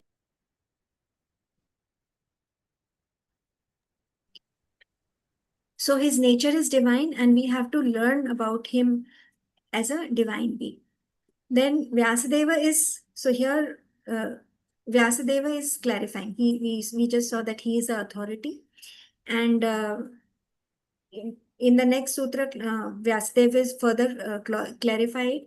This sutra foreshadows that the concept of Nirguna Brahma. This indicates that Brahman is deep and multifaceted. So we should not stick to one notion of Brahman. He is multifaceted. We should be open to see him or to visualize him in different faces, not just one. For to explore him, to grasp his full significance.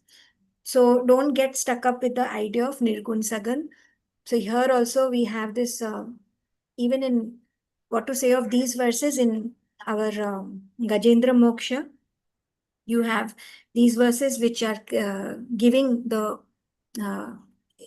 scriptural references that what is the nature of Brahman. Yasmin nidam yatas chedam ye nedam ya idam swayam. The supreme Godhead is the supreme platform on which everything is resting, the ingredient by which everything has been produced, and the person who has created and who is the only cause of the cosmic manifest. He is different from the cause and the result. Although he is created, but still he is distinct from the cause and result. I surrender onto this person. Ya swatmidam nija mayarpitam kvachit vibhatam kvachitat tirohitam. The Supreme Personality of Godhead is expanding by his own energy. That means he is not depending on something external. Keeps his cosmic manifestation visible, and again sometimes renders it invisible.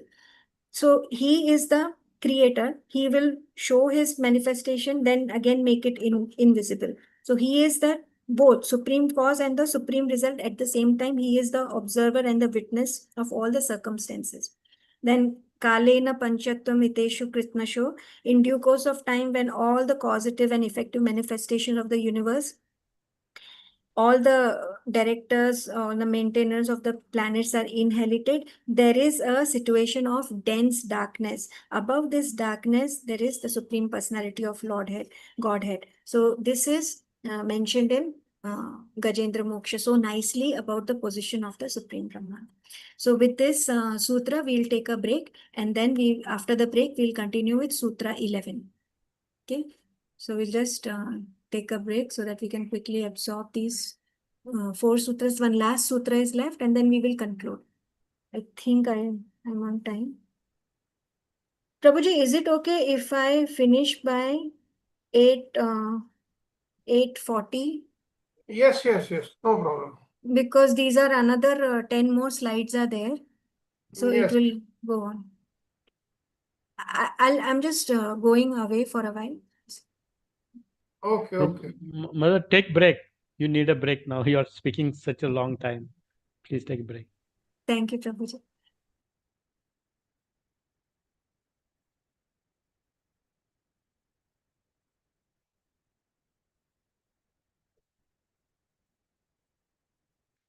Any question or comments on whatever we have learned till now?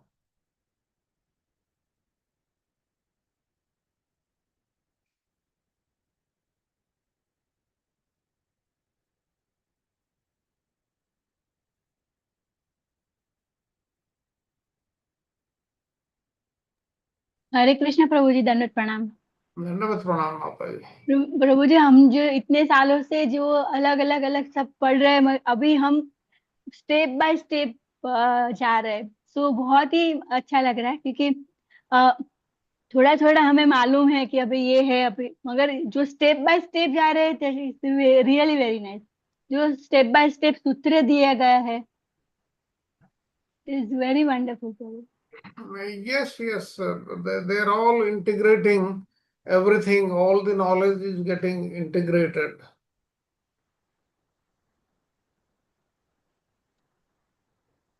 Like Most of the people are confused between Nirguna and Sagun Brahman. yes, they have got their own explanations also. They won't understand, but we are trying to understand through the eyes of our acharyas, and that is the correct understanding. Yes, Prabhuji. Hare Krishna.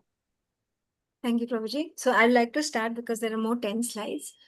So Okay. here, see, so difference between Srimad Bhagavatam and Vedanta Sutra is that Vedanta Sutra is understanding Brahman from the intellectual point of view, and Srimad Bhagavatam is understanding Brahman or Lord Krishna from the emotional point of view, like how to get attached. That love will only flourish when we are reading Srimad Bhagavatam. Srimad Bhagavatam is the complete manifestation or the presentation of Lord. And Vedanta Sutra is giving a spiritual backing that this is God, why he should be worshipped. It is not that he is he cannot be defined. It can be defined. Where is the definition? In the scriptures. How is he mentioned in the scriptures? So all the scientific knowledge is in Vedanta Sutra, and to get attached to him, we have to read Bhagavatam. Without Bhagavatam, it's not possible to deepen our love for Lord Krishna. So let us go to Sutra 11. Here it says, Shutat Vacha. That means there is only one kind of Brahman. So we are now coming out of the Sagun and Nirguna argument. There is only one. So how can you say that there is Sagun, there is Nirguna? So what is the theme? The correct definition. So if you know the correct definition, this distinction or this confusion will not arise. What is the uniqueness of Nirguna? That this particular sutra, that is sutra number 11, it is establishing Nirguna Brahman is the sole depiction that is found in the Vedas. So throughout the Vedas, you will come across the term Nirguna Brahman only. Nowhere you will find Saguna, because it describes that Brahman is free from the modes of material nature. That's why Guna means these three gunas, Sattva, Rajas and Tamas. Nirguna means he is transcending these three gunas. So that's why this term is Nirguna Brahma. And that doesn't mean he's formless or something, or he has no qualities. And emphasizes his transcendental nature. So Nirguna word emphasizes transcendental nature. Then direct description is there. The sutra argues that Vedic texts provide direct description. So if you say, where is Brahman? It is there. Can you describe it? Yes. The description is also there. Where is it there? It is there in the Vedas. Hence, there is so much of confidence. Hence, the acharyas are so clear that whom to worship, why to worship, they are very clear. Because it is there directly, he is described in the Vedas as Nirguna Brahman, reinforcing the idea that Brahman is not an abstract or indirect concept. So, he is direct. He is not abstract, because had he been abstract, he wouldn't have been accessible.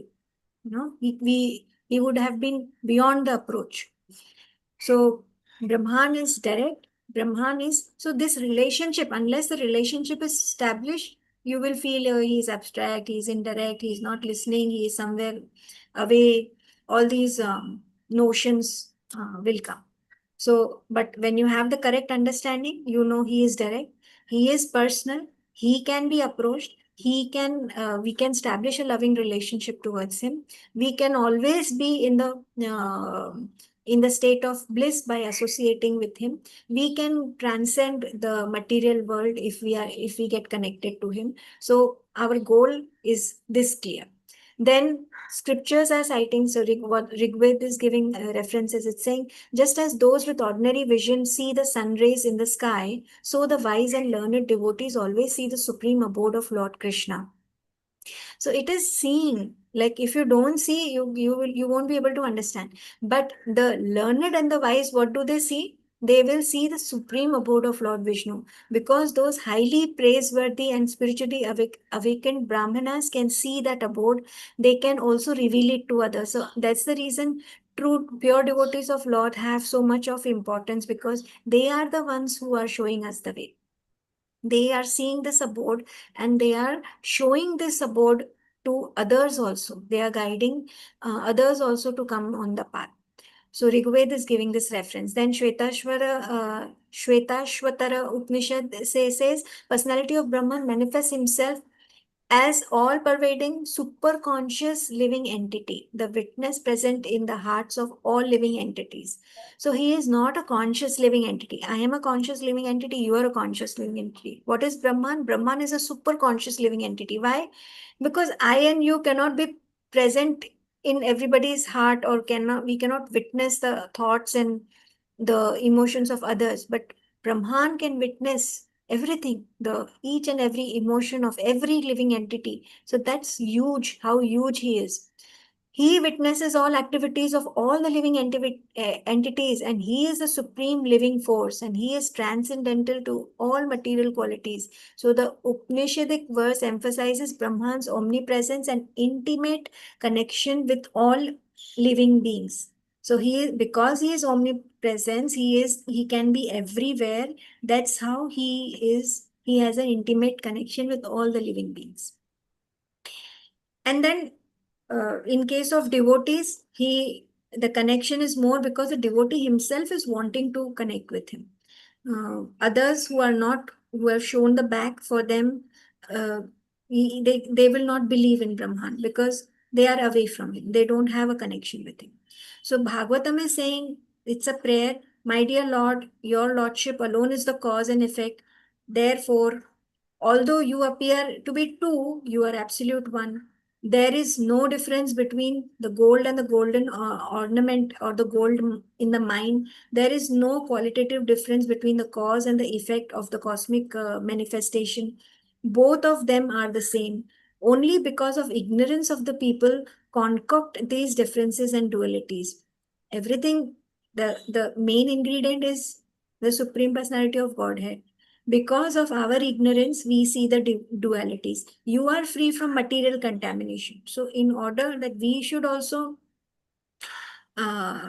see the Lord in the same light, we have to become free from material contamination. And since the entire cosmos is caused by you and cannot exist without you, so cosmos is because of him, and the cosmos cannot sustain without him. It is an effect of your transcendental quality only. Thus, the conception that Brahman is true and the world is false cannot be maintained. If Brahman is true, world is false? No. Brahman is true, but the world is of Brahman. It is his Prakriti, it is his creation. So you cannot say the world is false. Yes, it is temporary. Same things that we have learned, but reiteration so that we understand more, or we establish ourselves more into these highlights. Opposition. Now, opposing view are also addressed.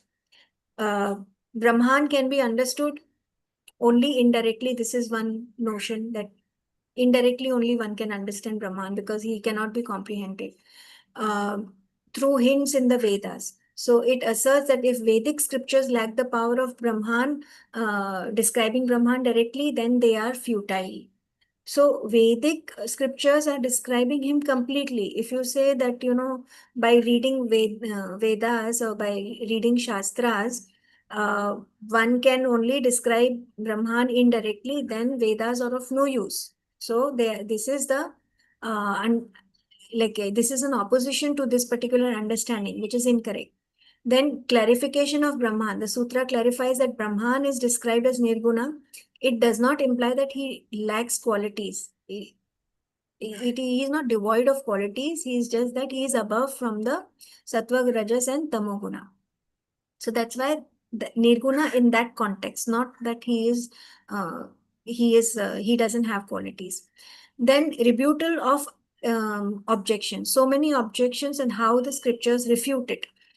Vyasadeva has already anticipated that these kind of misunderstandings will arise. So therefore, because he is the incarnation himself, he explains that Brahman's transcendental qualities are distinct from material qualities, and asserting that he is all-knowing and full of auspicious qualities.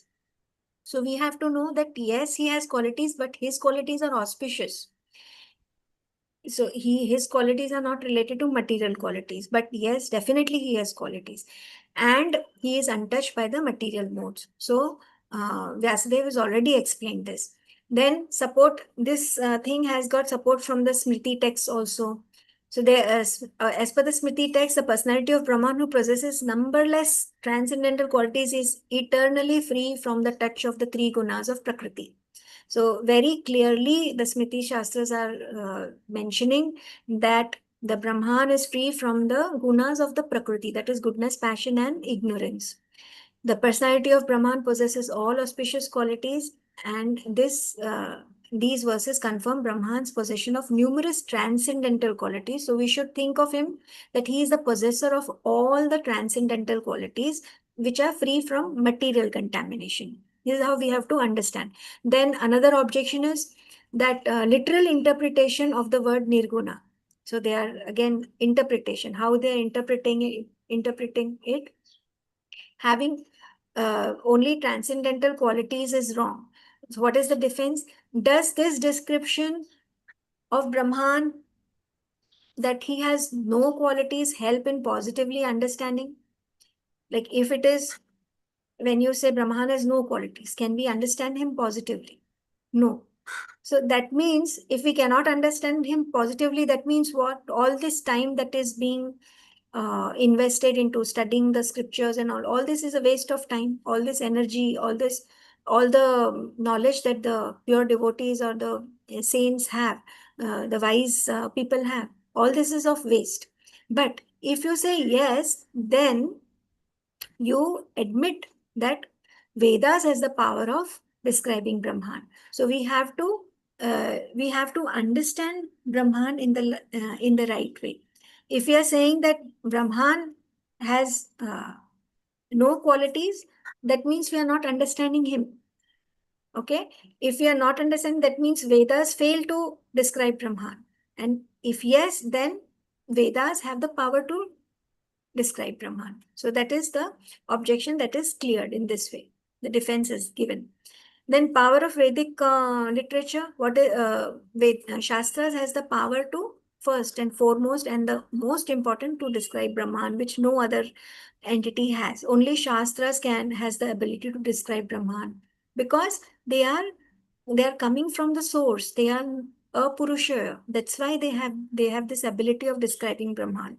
So Sutras emphasizes that Vedic texts have the power to convey the essence of Brahman. When the scriptures state that Brahman lacks material names, forms, and qualities, they assert that Brahman possesses transcendental names, forms, and qualities. So you say they lack material names, forms, and qualities, nirguna, and they have possessive names, forms, and qualities, saguna. So all the people who are blaming the Vaishnavas to be worshipping the deities, they should understand the Supreme Brahman in the right context. If they do, they will never stop any Vaishnava to worship a deity because they don't know the reason why a deity is being worshipped. Transcendental nature of the language, the concept of Shabda Brahma is introduced, suggesting that words of the Vedas, though composed in ordinary languages, they are very, very potential. These are not just words. These have transcendental vibrations into it. Hence, when these names are said, when the names of the Lord are said, these create transcendental vibration. Nothing is highest than this particular Shabda Brahma. In the Kali Yuga, the only way of advised is the Nam Sankirtana, because this Nam is super potent. It has the potency of dragging the individual from the material existence to bring to transcend the material existence. Hence, this particular Shabda Brahma should be made at most used. It should not go wasted. Whatever little time we have, we should dedicate it to this Shabda Brahma. When critique, they have many philosophies. The sutra criticizes several atheistic philosophy. We have seen Advaitavadis and all that. They misinterpret the nature of Brahman. They argue that Brahman, they often reduce Brahman to impersonal entity devoid of qualities. This we have already seen, and that Vyasadeva has the authority, and he has confirmed it, that he has given the confirmation about Brahman's nature. And the ultimate purpose of Vedic literature is describing Brahman so that one understands the object of worship, and one should walk the path under the Guru Sadhu Shastra in the right manner to achieve the highest goal, that is the supreme Brahman. So it concludes here. The Vedic literature uniformly describes the Brahman as nirguna, free from material qualities. The misconceptions are clarified over here. It criticizes the atheistic philosophies, and it highlights the importance of worshipping the Supreme Brahman. Now we will see how these 5 verses, that is 7 to 11, how they are interconnected. So very beautifully, Prabhuji, this slide is of importance just to summarize everything, all these 5 verses. Understanding of Nirguna Brahman, the Supreme Brahman that is devoid of material qualities. Each sutra builds upon the previous one to form a cohesive argument regarding Brahman's transcendental nature. Step by step, it is more and more highlighting Brahman's transcendental nature, like one sutra after the other. The 7th and the 8th verse, they establish the transcendence of Brahman over the material nature. They are saying that it is transcendental. Brahman is supreme. He is transcendental, above from Rajagun, Tamagun, Sattvagun. 8th verse is emphasizing that scriptures do not direct devotees to abandon Brahman. So because there is nothing higher, scriptures are saying you worship this because this is the highest. So 7th and 8th are proving the transcendental nature of the Supreme Brahman. Then 8th and 9th and 10th, in that what do we see? The unity of Brahman's nature. In the 9th verse, it says that unlike material entities that dissolve into something else, Brahman is merging in himself.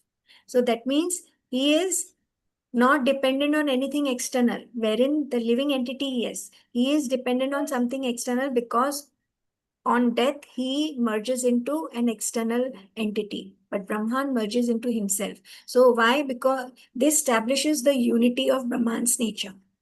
Then 10th is saying that there is only one type of Brahman. You can talk in terms of Nirguna, Saguna, but Brahman is only one. No matter how much debate is there, ultimately he is the only one.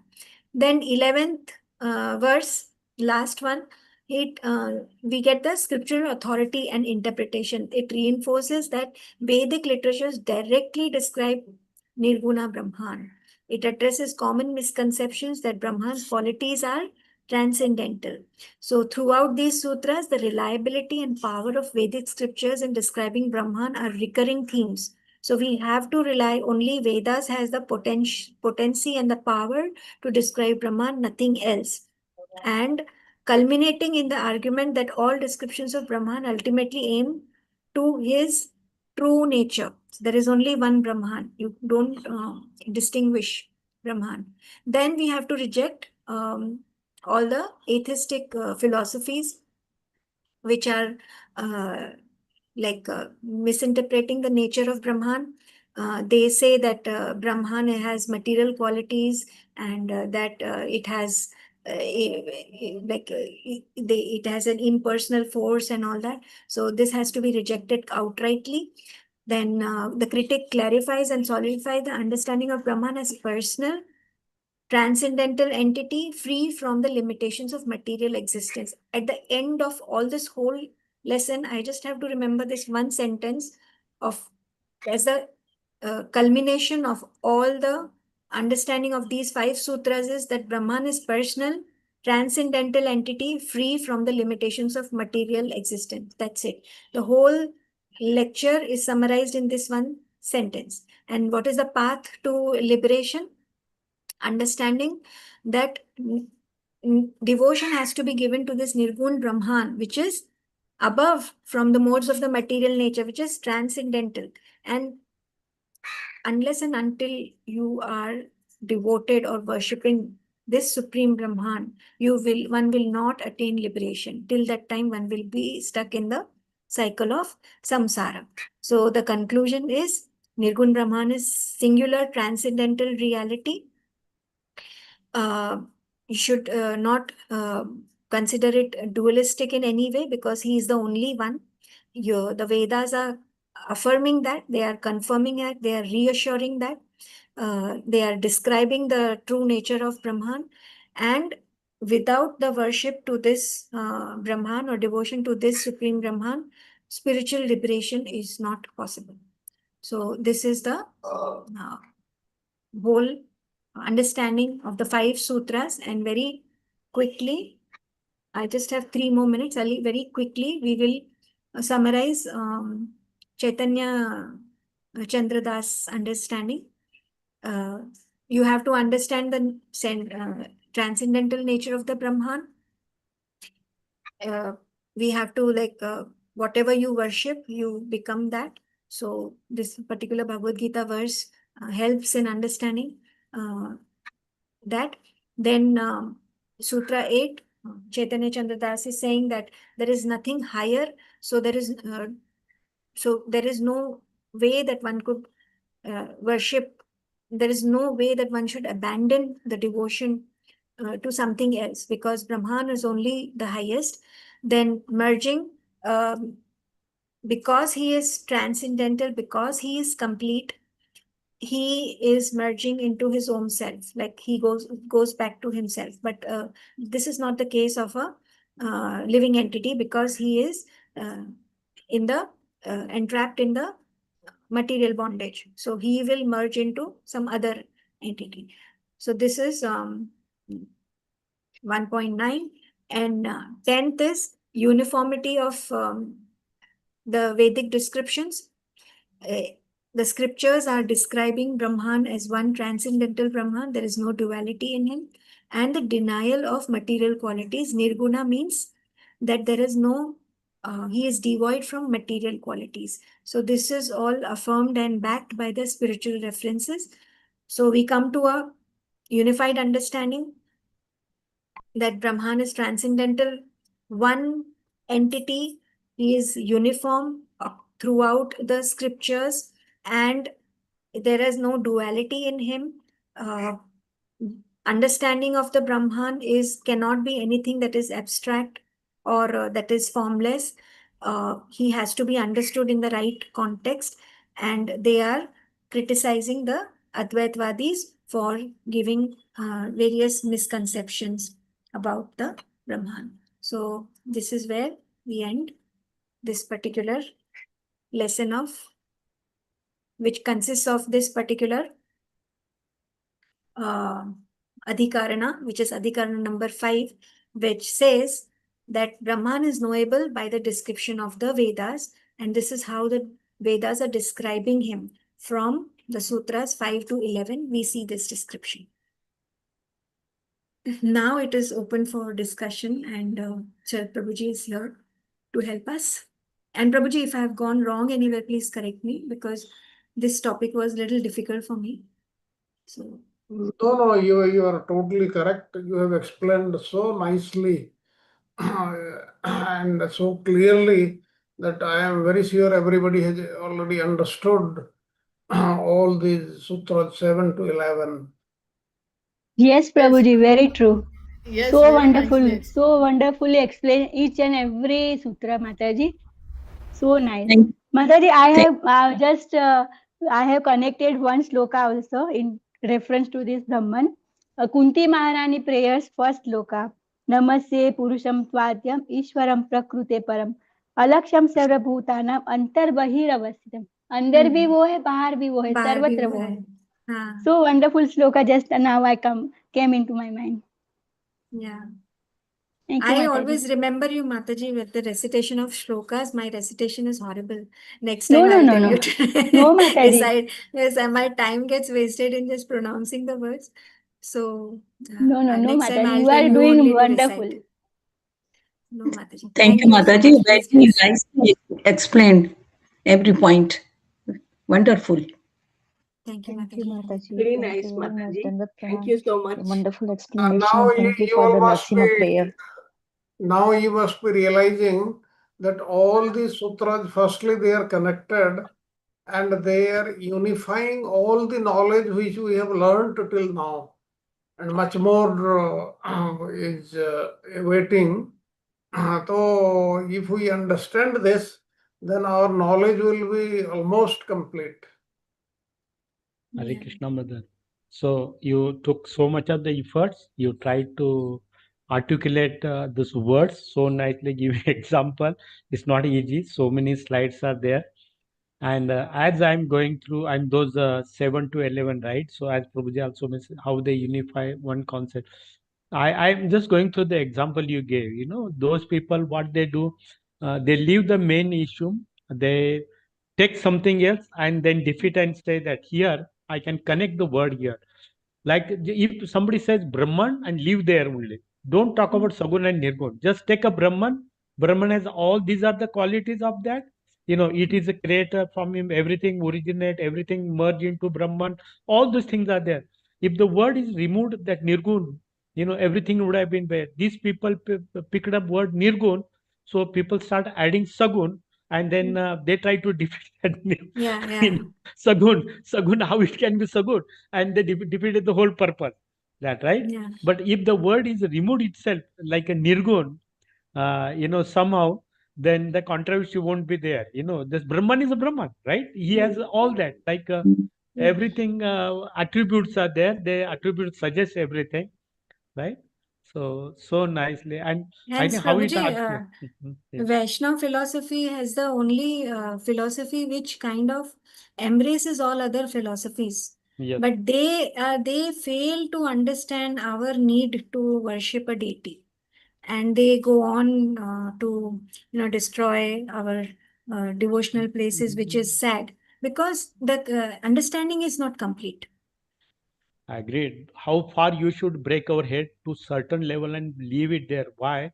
Because this is also created the confusion by Krishna himself. You have to understand that because there Yeah. are different type of people, right?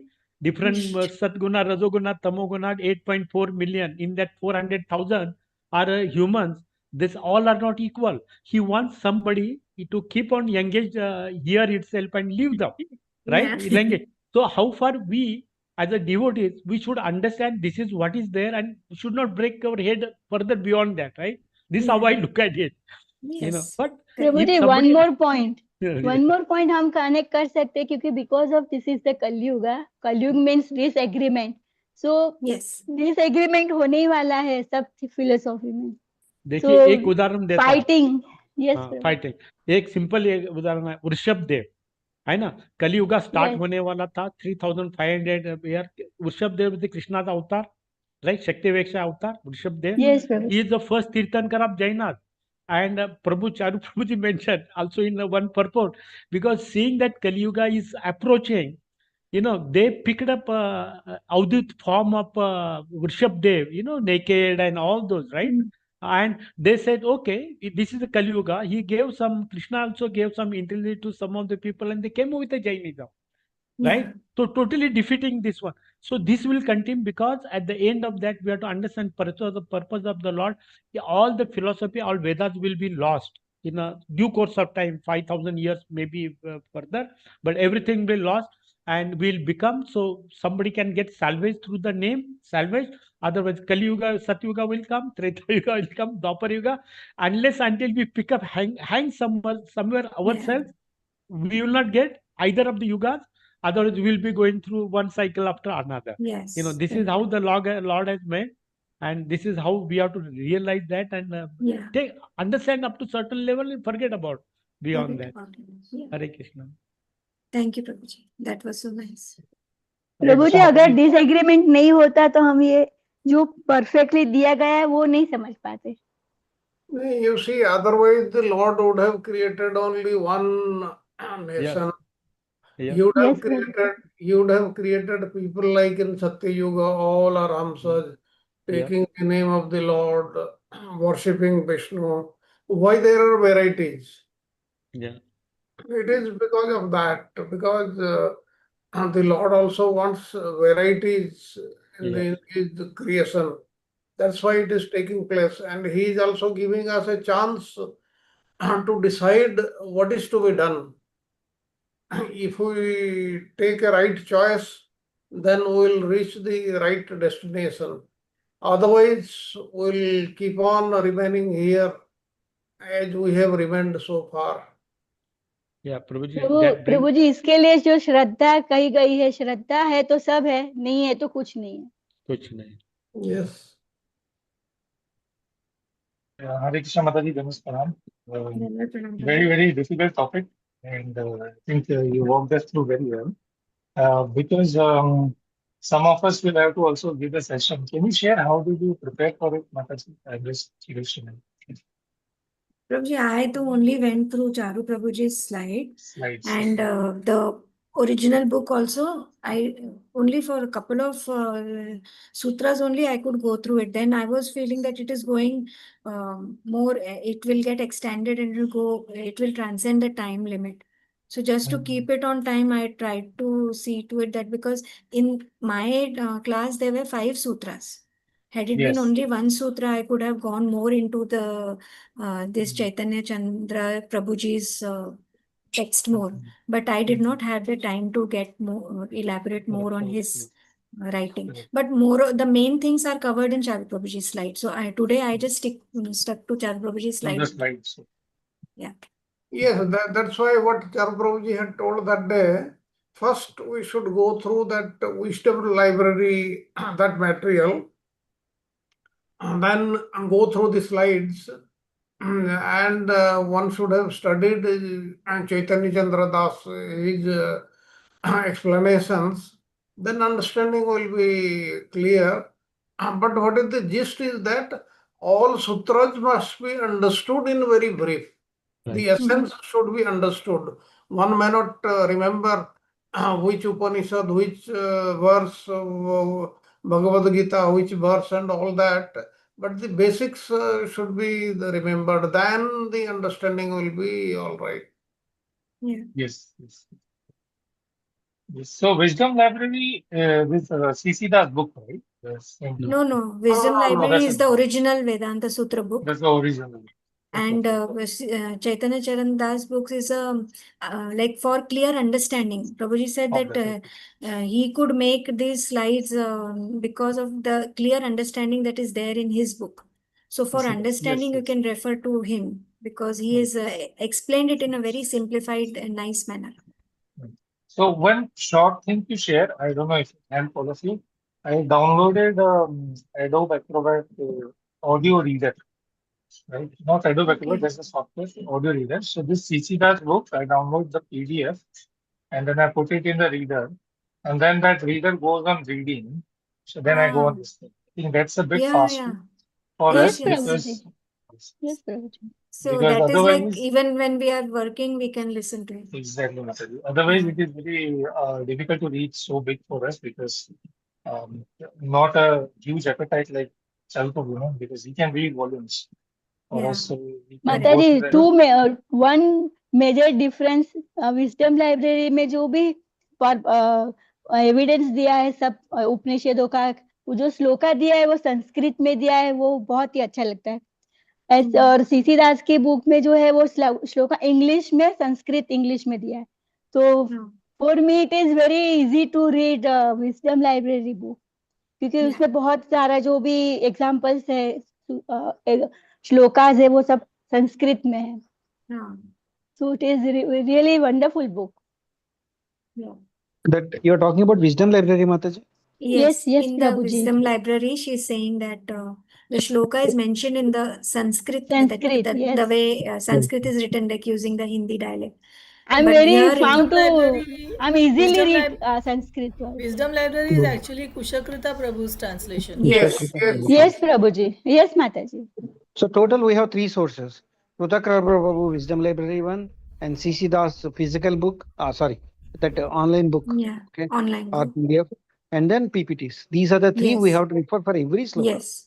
Yes. Majority of the content is covered by Charu Prabhuji. Yes. PT. So nicely done. Yes. Today, I did not feel the need of going to Wisdom Library.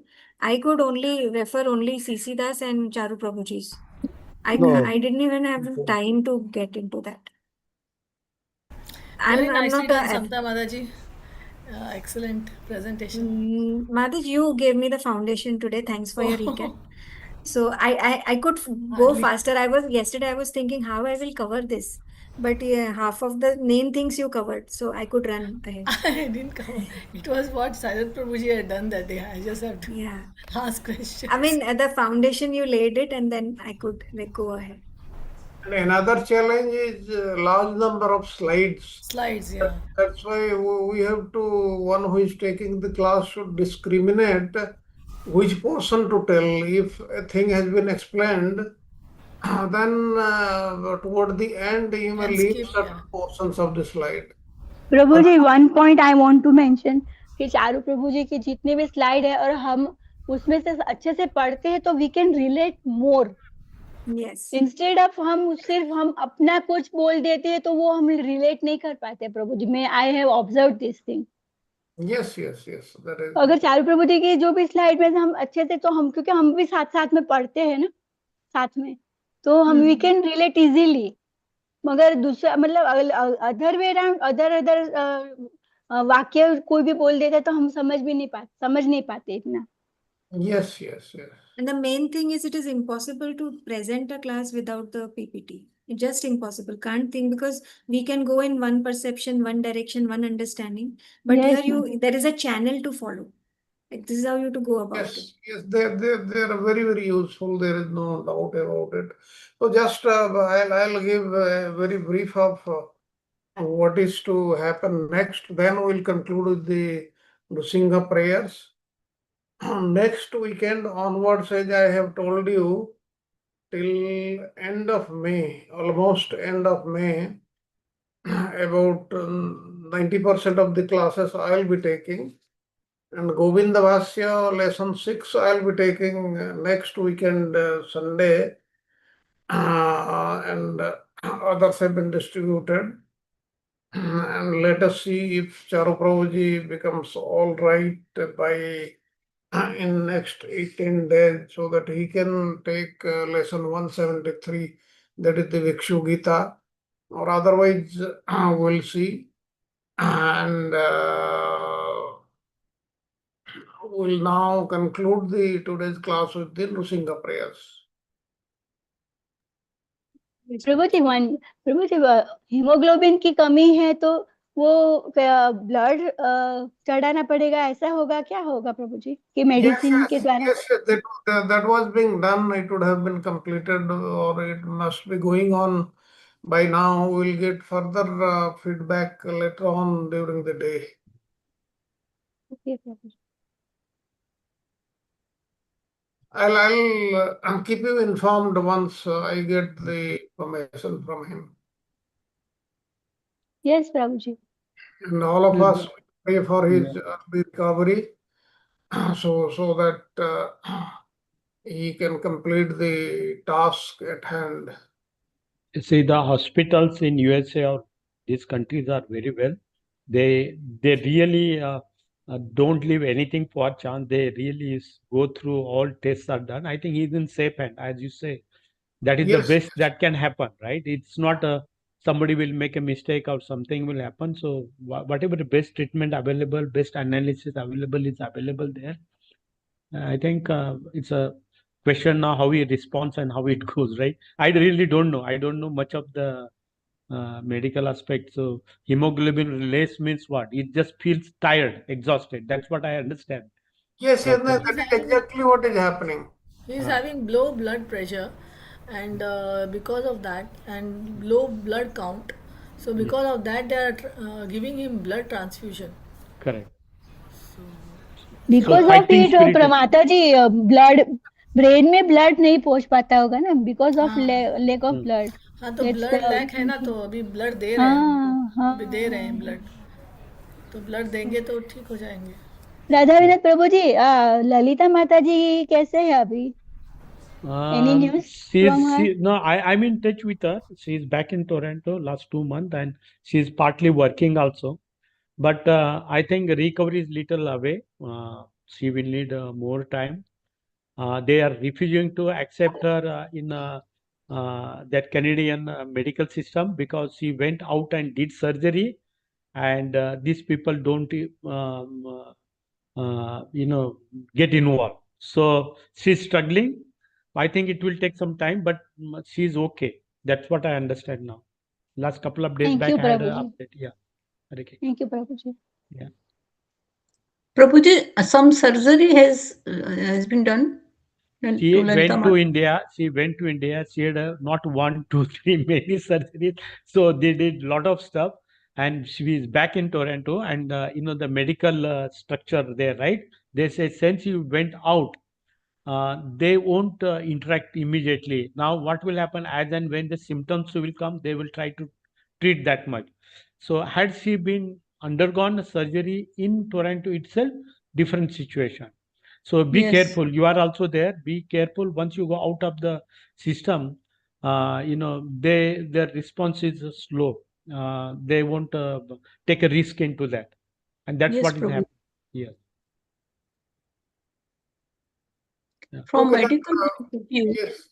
in some cases, the Canada is not so good No, for no, some there, point. no, everybody knows here because Canadian government, there was a delay of 2 months, and Yeah, she required urgent treatment, and she had a priority. Wait for 2 months as per the Canadian system, they would have done, or always, do immediately. So she came to India. That was the thing.